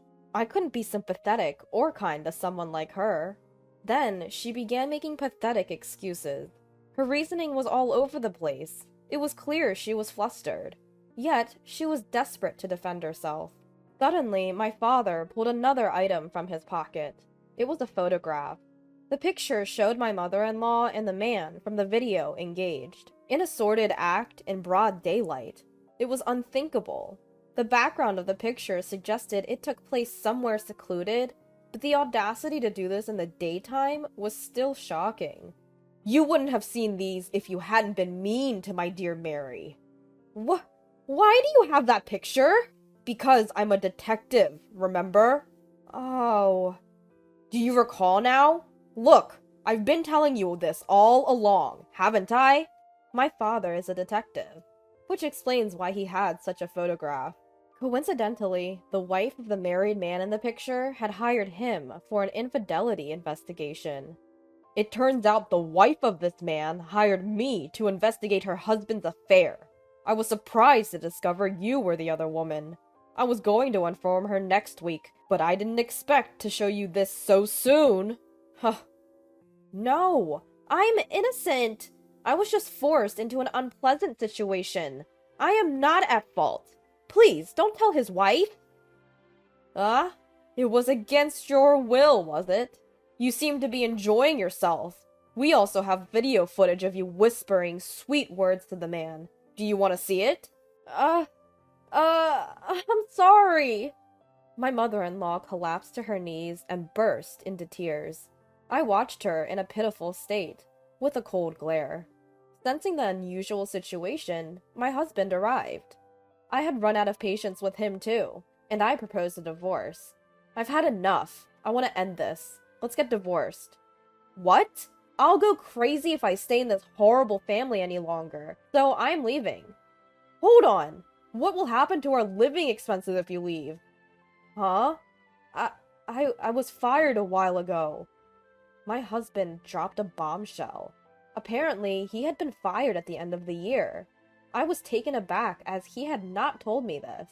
Despite knowing his job was terminated, he had still decided to go on a spa resort trip. He was a complete fool. I felt I had no choice but to divorce him. I took off my wedding ring and left it there. My husband desperately tried to stop me. Wait, can't you forgive me for not taking you on the spa resort trip? It's not just about the trip. I don't want to be with you or your mother anymore. If you want to live with your mother that much, then go ahead, you mama's boy. Please wait. Don't go. I got a lawyer and proceeded with the divorce. My ex-husband seems to be having trouble managing his living expenses now that I'm gone. I thought he should find a new job quickly, but having been fired from his last job for theft, he'll probably struggle to find a new one. His previous company had fired him because he had been caught stealing. Apparently, they decided they couldn't trust him and didn't need someone like that. Unsurprisingly, the wife of my mother-in-law's lover demanded compensation for the affair. She ended up spending all the money left by my father-in-law to settle the payment. I haven't seen my ex-husband or ex-mother-in-law since, but I imagine they're probably living a hard life. It doesn't matter to me anymore. Currently, I'm living alone and enjoying my work. I made the right decision not to have a child with my ex-husband. Now, I am enjoying a peaceful life and would be happy if I found a new love. If such an opportunity arises, I plan to make sure to choose wisely.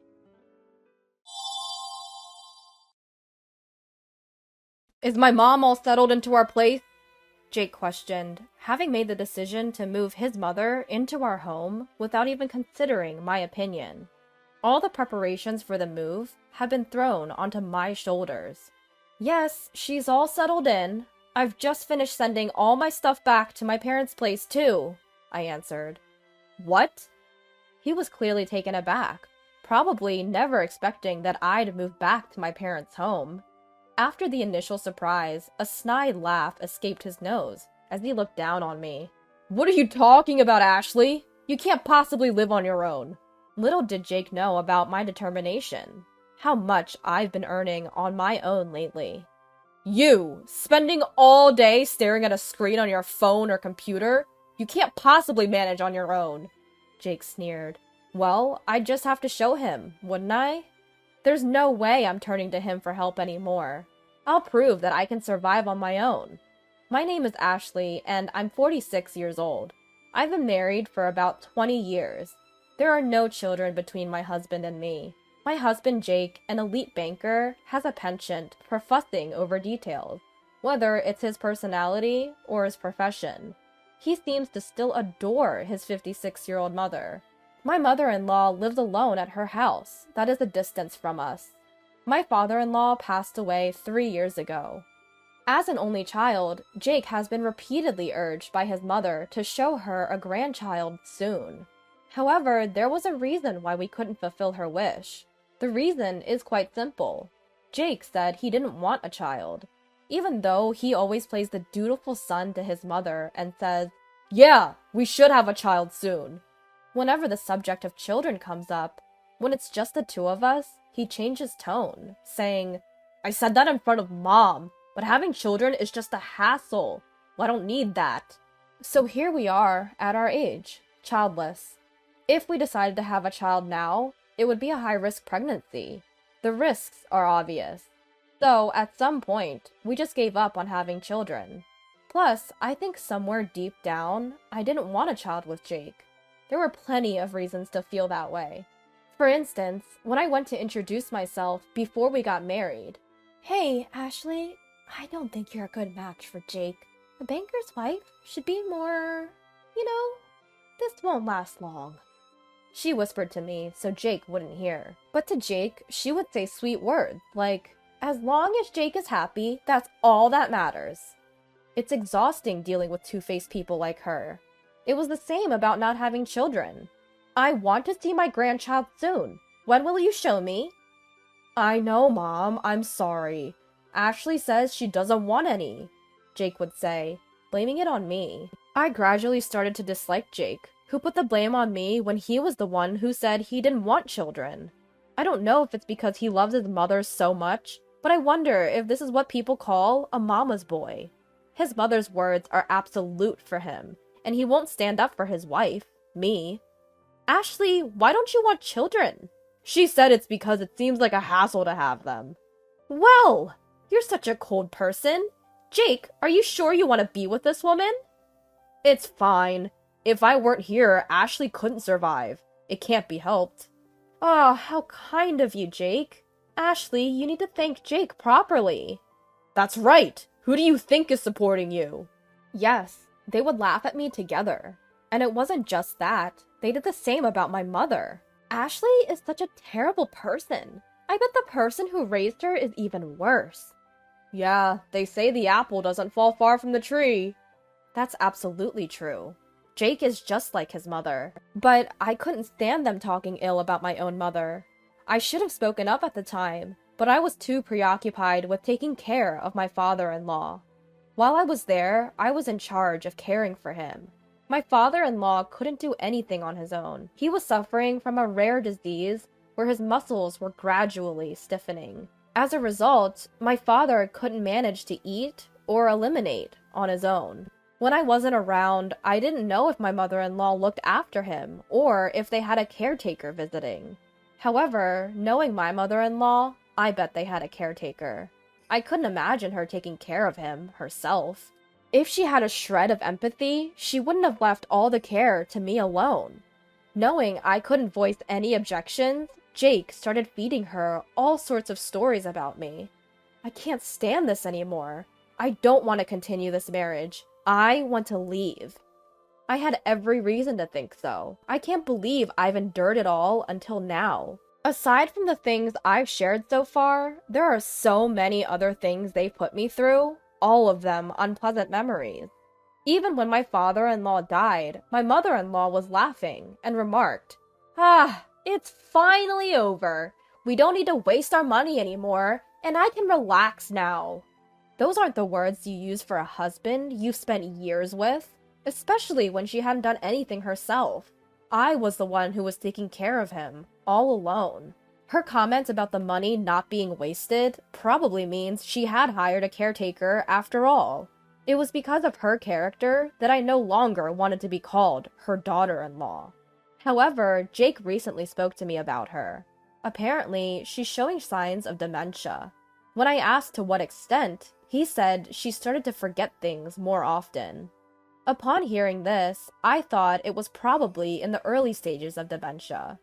I suggested that it might be better for her to move into a nursing home, where professionals could care for her. But Jake sighed in annoyance.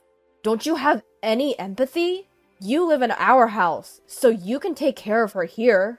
That's all there is to it. What was he even talking about? I was busy too. All you do every day is housework. If that's the case, you can take care of my mother. I'm busy too. Besides, after all she's put me through, do you think I want to take care of her? You're such an unpleasant woman. Anyway, my mother will live here. This is final. No objections. It was clear that he had no intention of listening to my opinion in the first place. If that's the case, then I had to adapt to the situation. I simply responded, "Understood," and began preparing for my mother-in-law's move. I went back and forth from my mother-in-law's house to our home, using my car. It wasn't a large car, so it took several trips. The distance from her house to ours was an hour's drive, one way. It was exhausting to rush around and pay for gas on my own, but nobody was there to help me, so I did it all by myself. I could have asked for help from a friend, but I thought Jake, with his high pride, would get angry if he found out. I figured he'd find it embarrassing if people knew that he was making his wife do all the preparations for his mother with dementia to move in. So I ruled out the option of asking a friend for help. I suppose I must have been a little out of sorts myself. After a few days of moving my mother-in-law's belongings, I started moving my stuff to my parents' house. They asked what had happened, but I only gave them a brief explanation. My parents consoled me, saying, "You've been through a lot, and you did well." Thanks to my parents' encouragement, I mustered up the courage to go back to our house to finish what was left. My parents told me I didn't have to go back, but I said, I can't leave things unfinished, and left my parents' house with a smile. When I got home, Jake was already back, and was furious to see me coming home at night. "Where have you been? You didn't even prepare dinner." "I'll do it now. It's none of your business where I go." "What kind of talk is that? Who do you think is providing for you?" Jake always gets like this when he's angry.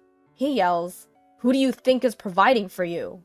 As if he thinks that would make me back down. In truth, that was the case in the beginning, so I couldn't say anything against it. But things are different now. Jake doesn't know, but I've been working too. To him, it must just look like I'm staring at my smartphone or computer all day. "So, what do you want to eat?" I asked, ignoring Jake's shouting. This only made him angrier. However, I was no longer willing to cater to his whims. In the past, I would have done anything to appease his anger. I moved as he wanted. I acted as he said. But I was tired of sacrificing for him anymore. "Enough! I can't eat with you. It'll taste terrible. I'll go eat outside." He spat out these words and stormed out of the house, slamming the door behind him. If this had been me from the past, I would have panicked. I would have run out and cried, looking for him. I knew that's what he wanted, but that wasn't me anymore. I thought, if I don't have to prepare dinner, then that's better. I grabbed my car keys to go get some food, but when I opened the door, Jake was there at the entrance. Why didn't you come after me? I sighed deeply, tired of his antics. You were the one who said that a meal with me would be distasteful.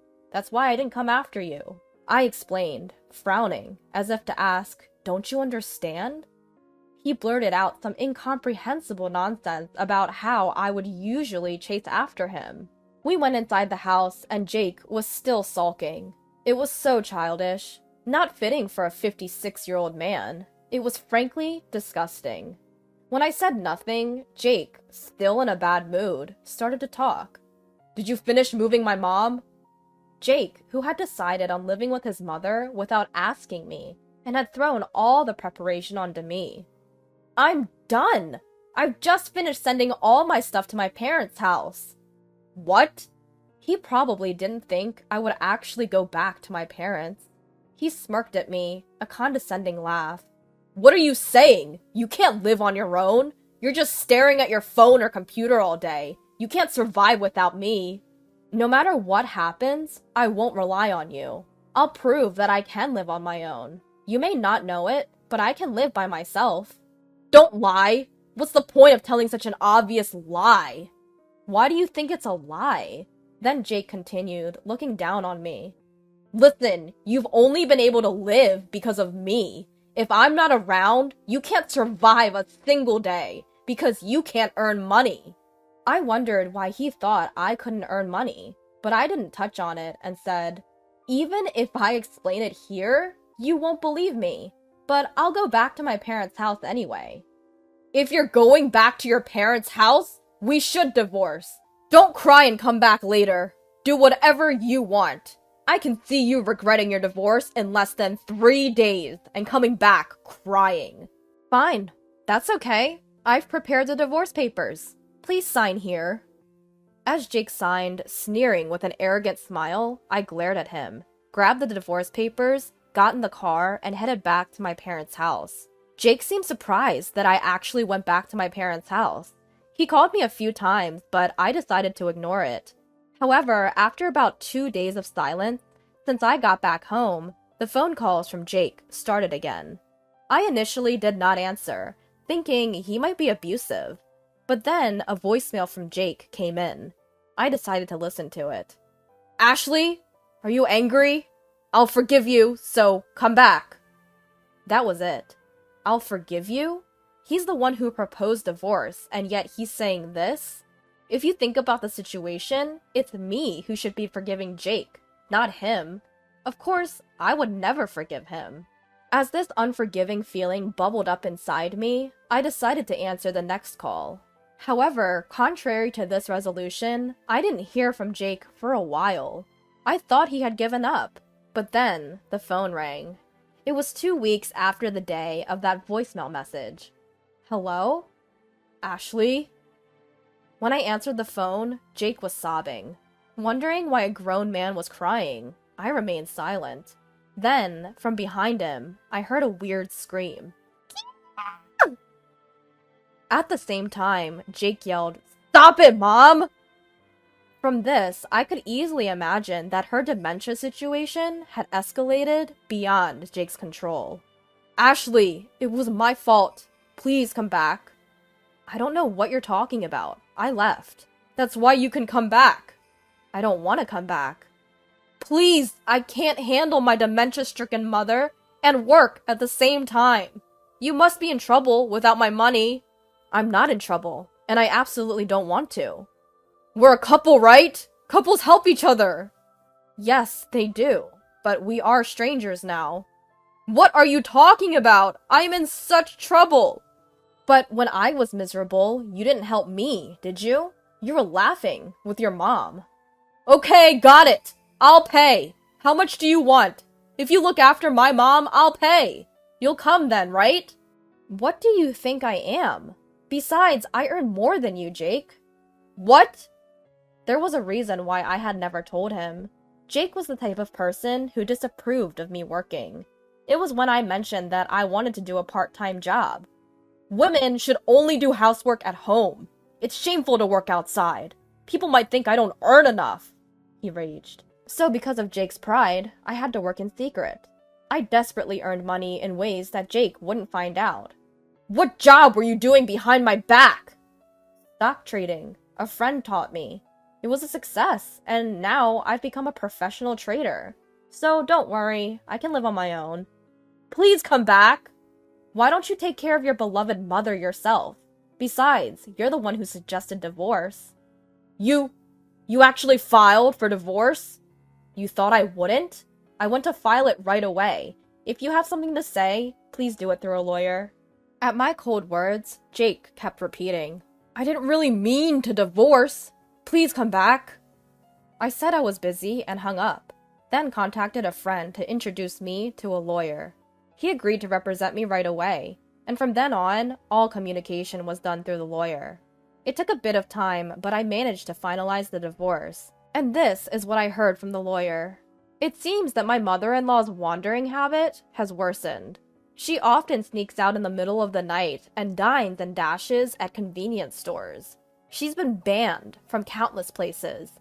Not only that, but when she's at home, she smears filth on the walls and eats things she definitely shouldn't, causing a big mess.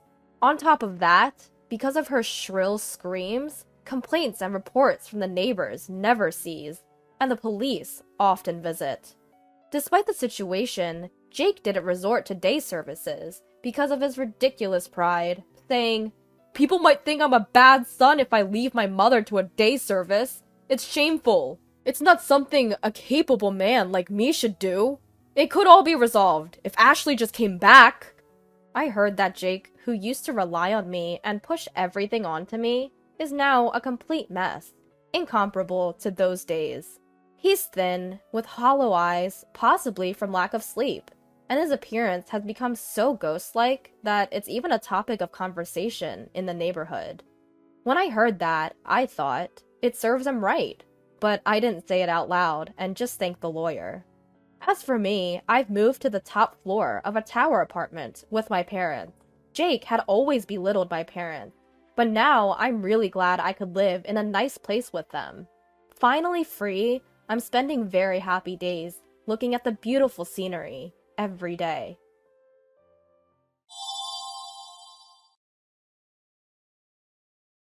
Why the hell are you thinking of ditching your daughter's wedding celebration?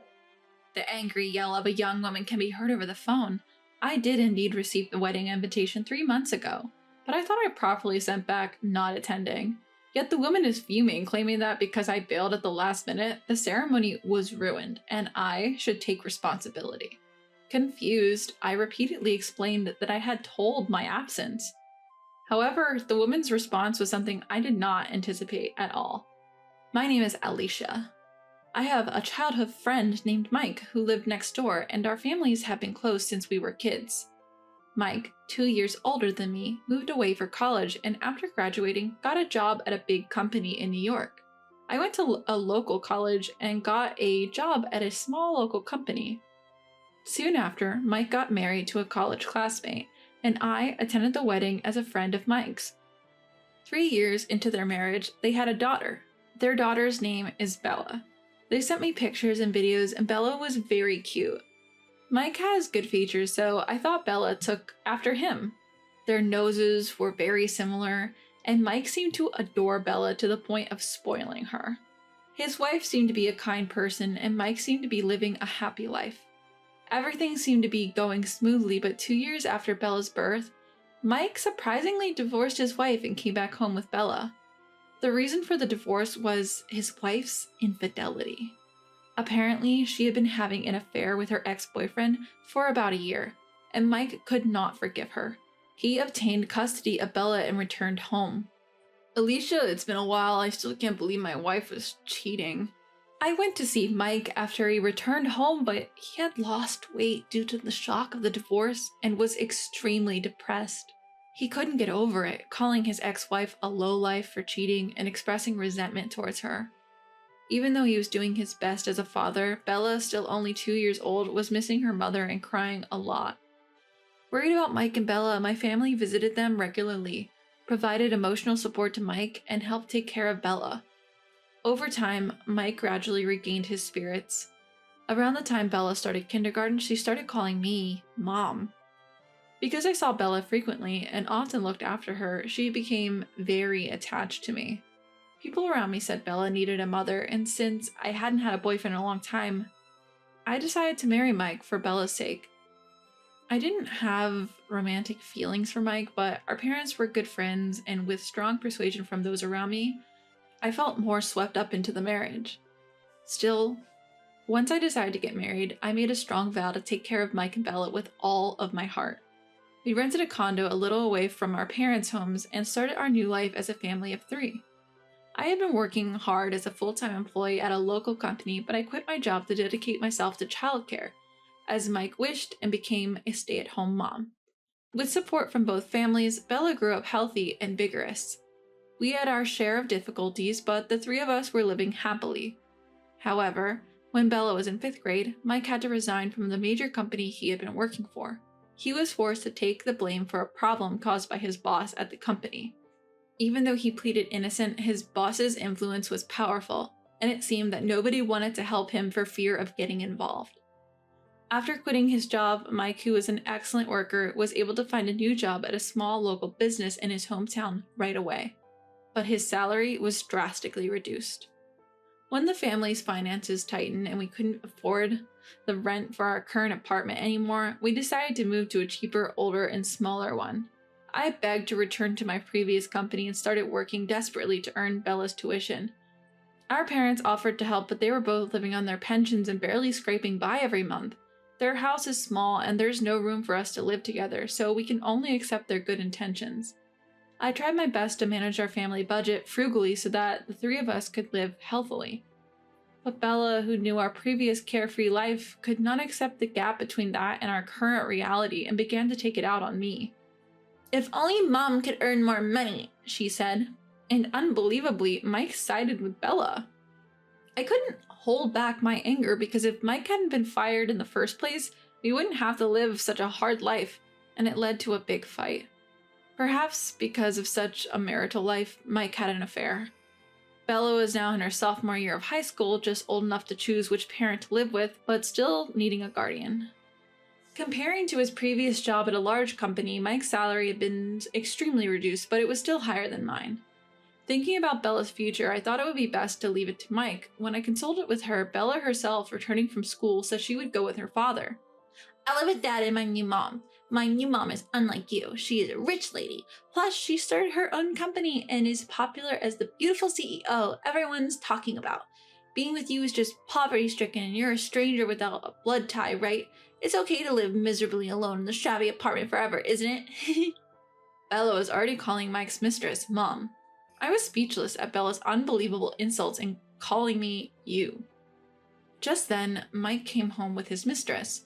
True to the name of the beautiful CEO everyone's talking about, the mistress, who introduced herself as Kathy, was a very beautiful woman.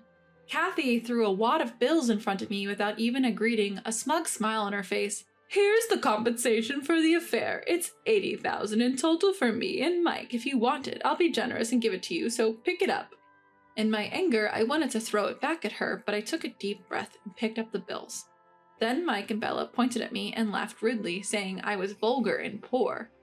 Kathy, with a triumphant look on her face, said, "So we've settled. All you need to do is write a divorce paper right away and never show up in front of us again. We've even paid the compensation, so don't bother us with a lawsuit later." With that, the 3 of them left, laughing at me. I clenched the wad of bills tightly. I wanted to retort, and I felt like slapping all 3 of them in the face. However, considering it as alimony for 2 people, $80,000 was higher than the going rate. I realized that I wouldn't be able to win that amount even if I took it to court, so I decided to use the money to start my life anew.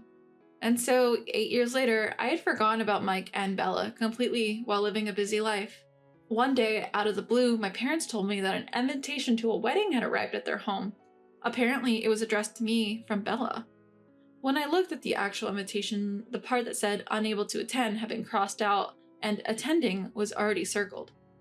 My parents said that it had been that way from the beginning, and feeling a bit creeped out, I rewrote unable to attend and mailed it back. I could have ignored it, but I thought it would be a hassle for the venue if the number of guests wasn't settled. 3 months later, during work, a colleague told me that a woman claiming to be my daughter was on the line for me. Could it be Bella? When I picked up the phone, Bella on the other end was so furious that she started yelling at me as soon as I took her off hold. How could you ditch my wedding, Mom? I instinctively pulled the phone away from my ear due to her loud, angry voice. Even then, Bella continued to yell. My wedding is ruined because of you. Listen, I don't have a daughter. Can you stop calling me? Huh? What are you talking about, Mom? We're family, right? Forgetting all about what happened 8 years ago, Bella laughed in a high-pitched voice. When I responded with a deep sigh, she started asking for money.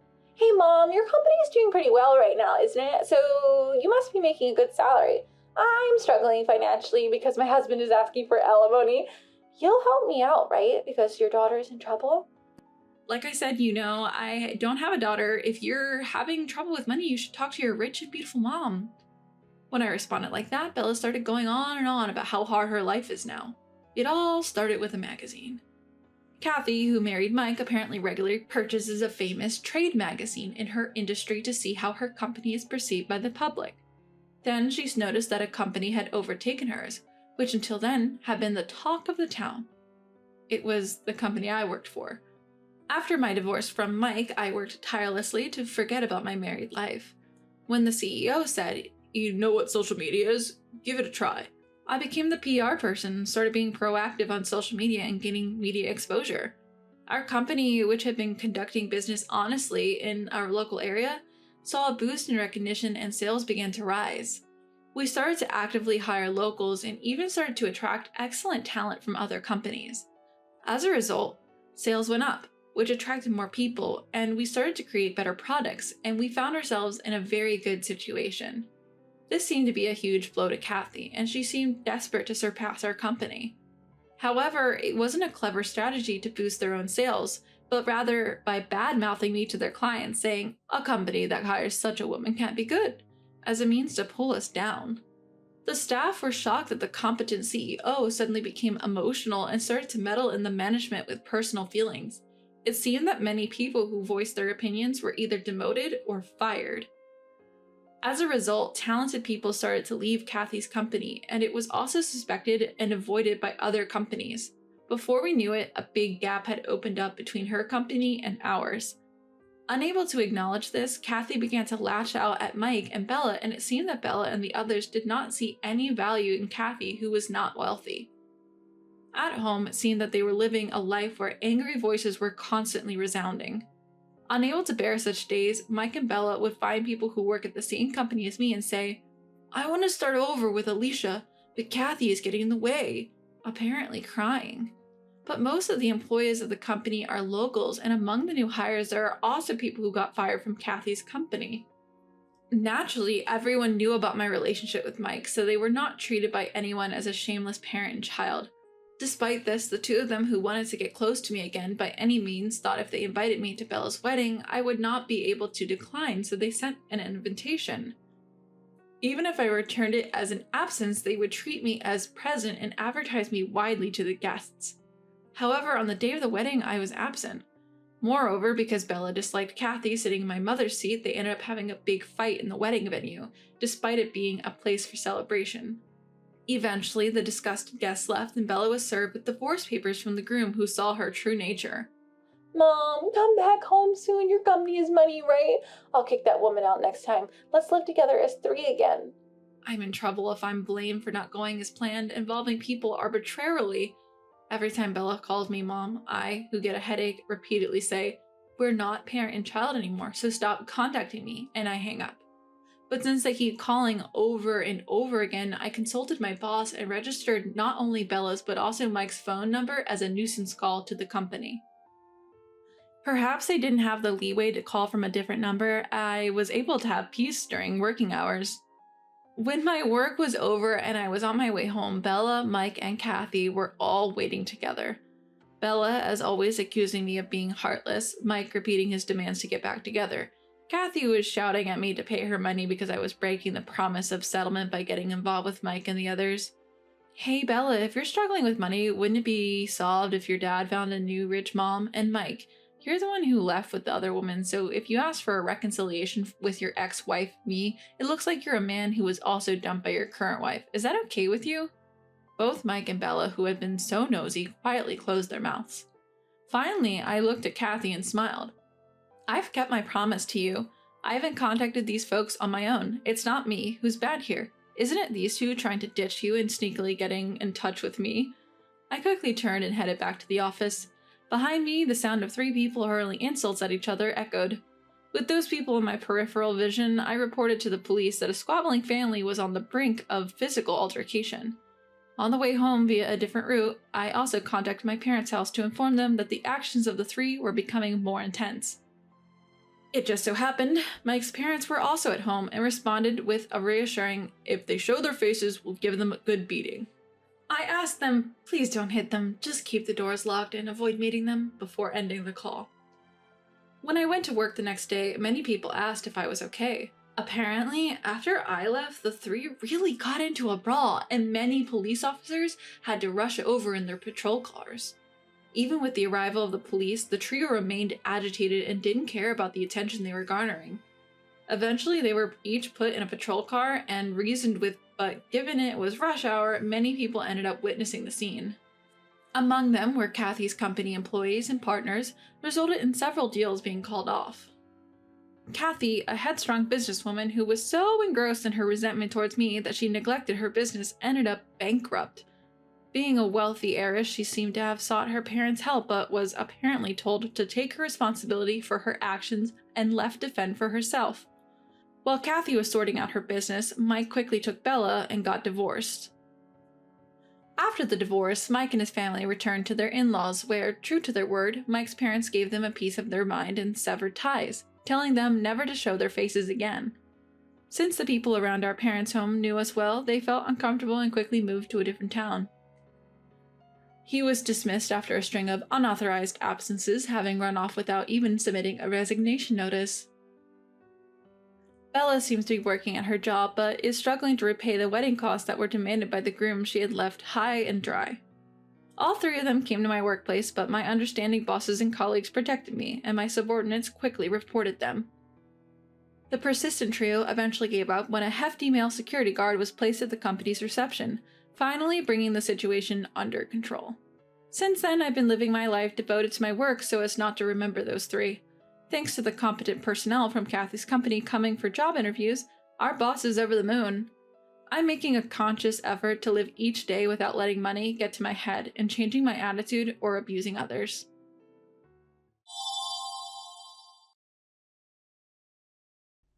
My name is Erica, and I work in the architecture field for a major home builder. From my student days, I had always decided I would master this job. The reason being my father, who passed away in an accident soon after I started middle school. He was a certified architect, and it seems like his dream was to establish his ideal company. Unfortunately, he passed away without fulfilling that dream. I'll fulfill my father's dream on his behalf. Since then, I've lived with a purpose. I too am now married and live with my husband, Philip. We don't have children. I knew that if I had children, I wouldn't be able to work as I have been doing so far, because I love my job so much. As a condition for marriage, I had Philip understand that I did not want children for now. Erica, good job today. Do you have time after today's meeting? What's up? I have some things I'd like to discuss. How about going out for drinks occasionally? If that's the case, I have a good wine at home. How about a mini home party? That sounds great. I'd love to go. Well then, let's finish the meeting and go shopping. And let's take off early for a change. Yay! As promised, I finished my work early that day and returned to my apartment with my most cherished junior colleague, Darcy. We had prepared some quick-to-make dishes and deli foods that we had bought from the supermarket, neatly served them on plates, and started drinking. Although we had gone out for drinks and meals together many times before, this was the first time I had invited her to my home. Being at home, we drank without any reservations. Since it's a day off tomorrow, why don't you stay over tonight? But your husband will be coming home, right? That would be too presumptuous. I'll go back by the last train. He'll be back soon, but it's no problem. While we were having this conversation, my husband came home. I'm back. Oh, do we have a guest? Welcome back. It's my colleague Darcy from the company. We're having a mini home party today. Nice to meet you. Nice to meet you. I'm sorry to intrude. Erica always takes care of me. No problem at all. Can I join in too? Sure, I'll get a glass for you. So we ended up drinking as a group of 3. I had no idea that this would lead to chaos in my life. Having just finished a big project and working overtime for days on end, I was exhausted and ended up falling asleep on the sofa, leaving the 2 of them behind.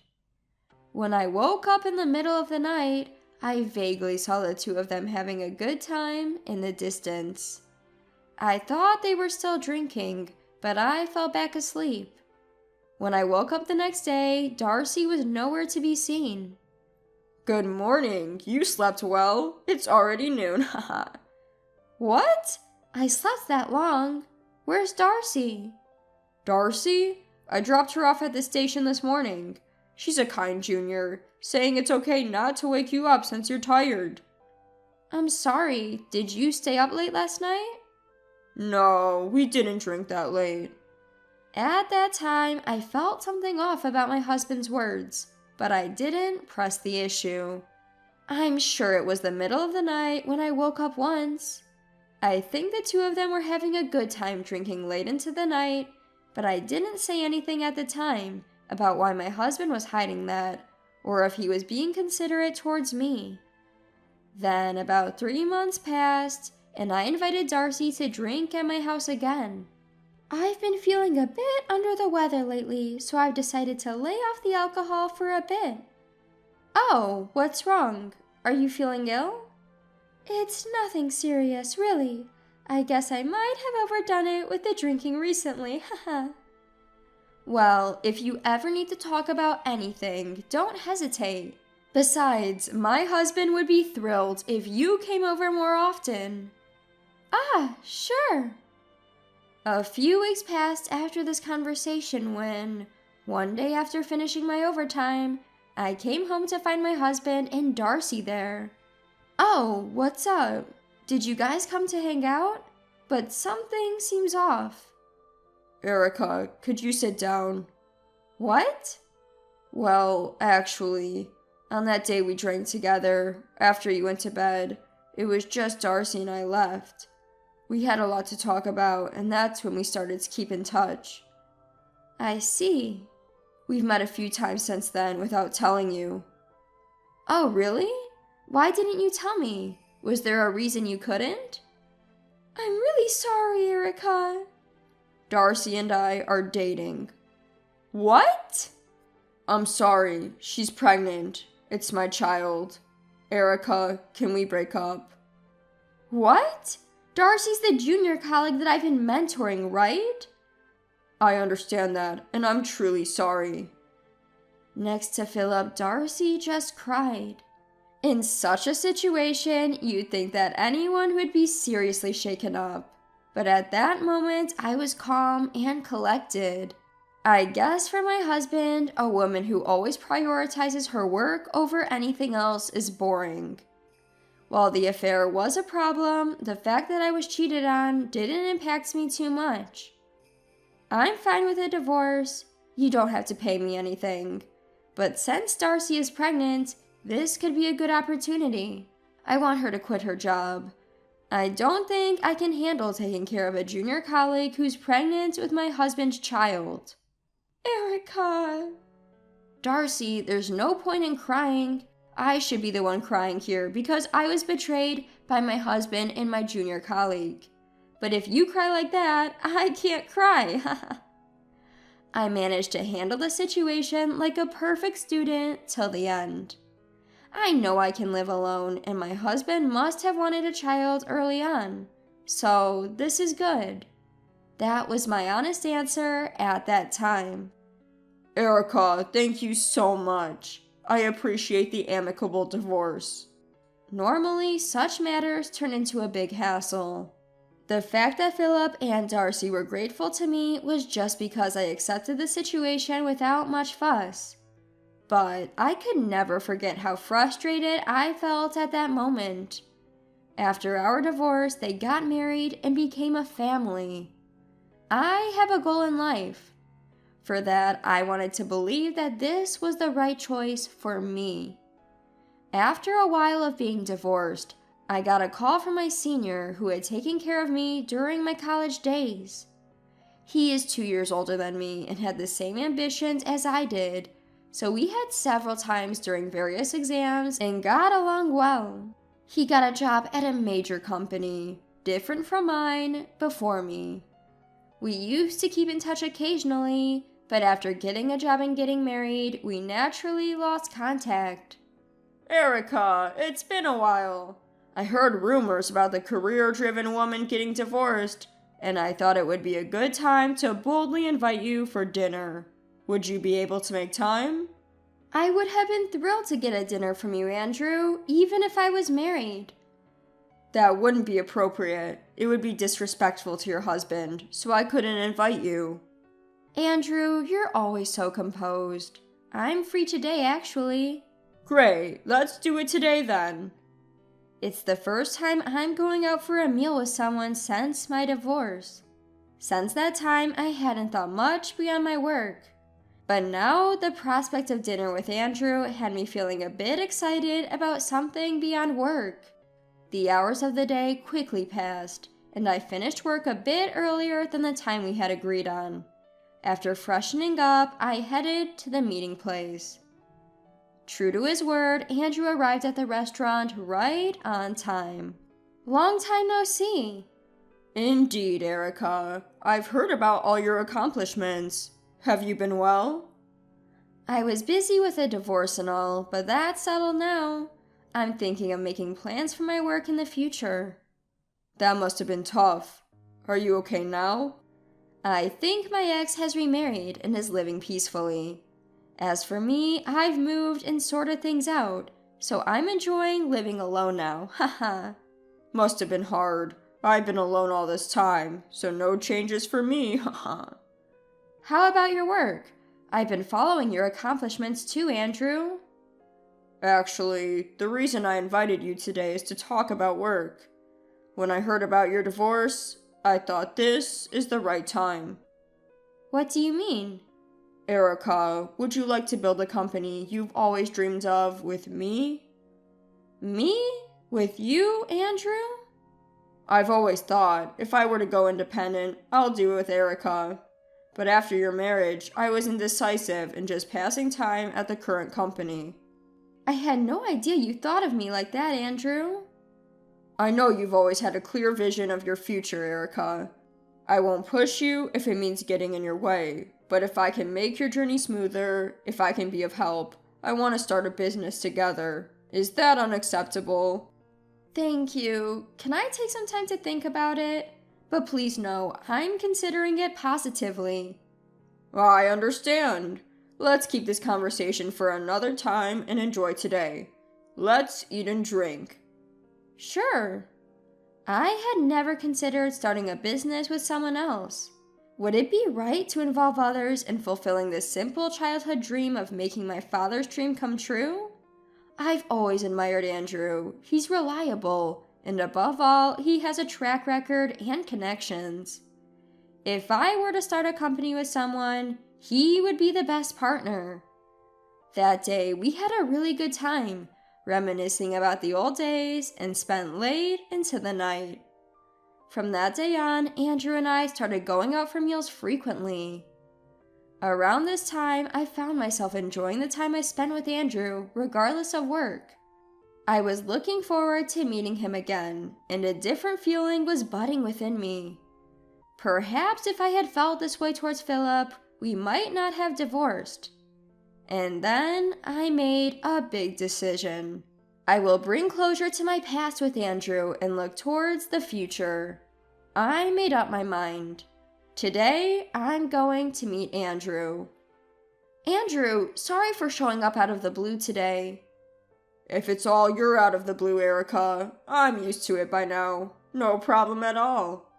Right, I have something important to discuss today. Huh? Yes. Andrew, I have failed once before, but would you consider being with me with the intention of marriage? Huh? What? I'm sorry for dropping this on you so suddenly. No, I thought we were going to talk about work, so I was taken aback. I'll give you the answer straight away. Forget about any preconditions. Let's get married. What? I've liked you since college, Erica. I have no reason to turn down a confession from you. Did I take the long way around? You disappeared completely once I got a job. I thought you'd get married without telling me. I thought I shouldn't get in the way of you, Andrew. Now a working adult. That's just like you, Erica. But I'm already satisfied with being able to reunite like this. From that moment, we started our relationship. Having reconnected with him, a familiar face from long ago, I fell in love with him. I had been hung up on realizing my father's dream with someone else, but if my partner in marriage is the one to do it with me, I'm sure my father won't mind. While preparing for our marriage and setting up our company, we clearly defined our work-life balance and fully enjoyed the limited time we had as lovers. We maintained our relationship with our current companies while preparing to resign. At the same time, we designed and built our new home with an office on the first floor and our living space on the second and third floors. My new life, which began with divorce, was about to take on a major challenge, resigning from our companies. Believing we can get through anything together, still we only have positive feelings. There is one more thing that I even find surprising. I told him I wanted a child. I had never felt this way before. At any rate, we were happy. Then, construction of our new home finished without a hitch, and our new life truly began. Thanks to our mutual preparation time, our business made a smooth start, and it became a topic of conversation in the industry. Then, one day, I got a call from Philip. Philip, what's up? Erica, can we meet sometime soon? Is something wrong? I have something I want to consult you about. Just hold on a moment. I put Philip on hold, told Andrew, who was working at his desk, and asked if I could go. Andrew said it was fine. We've just started our company and are busy. Would you mind coming to our office? I asked him. Philip seemed surprised. In that case, I'll bring Darcy and our child, he said. I gave him the address and hung up.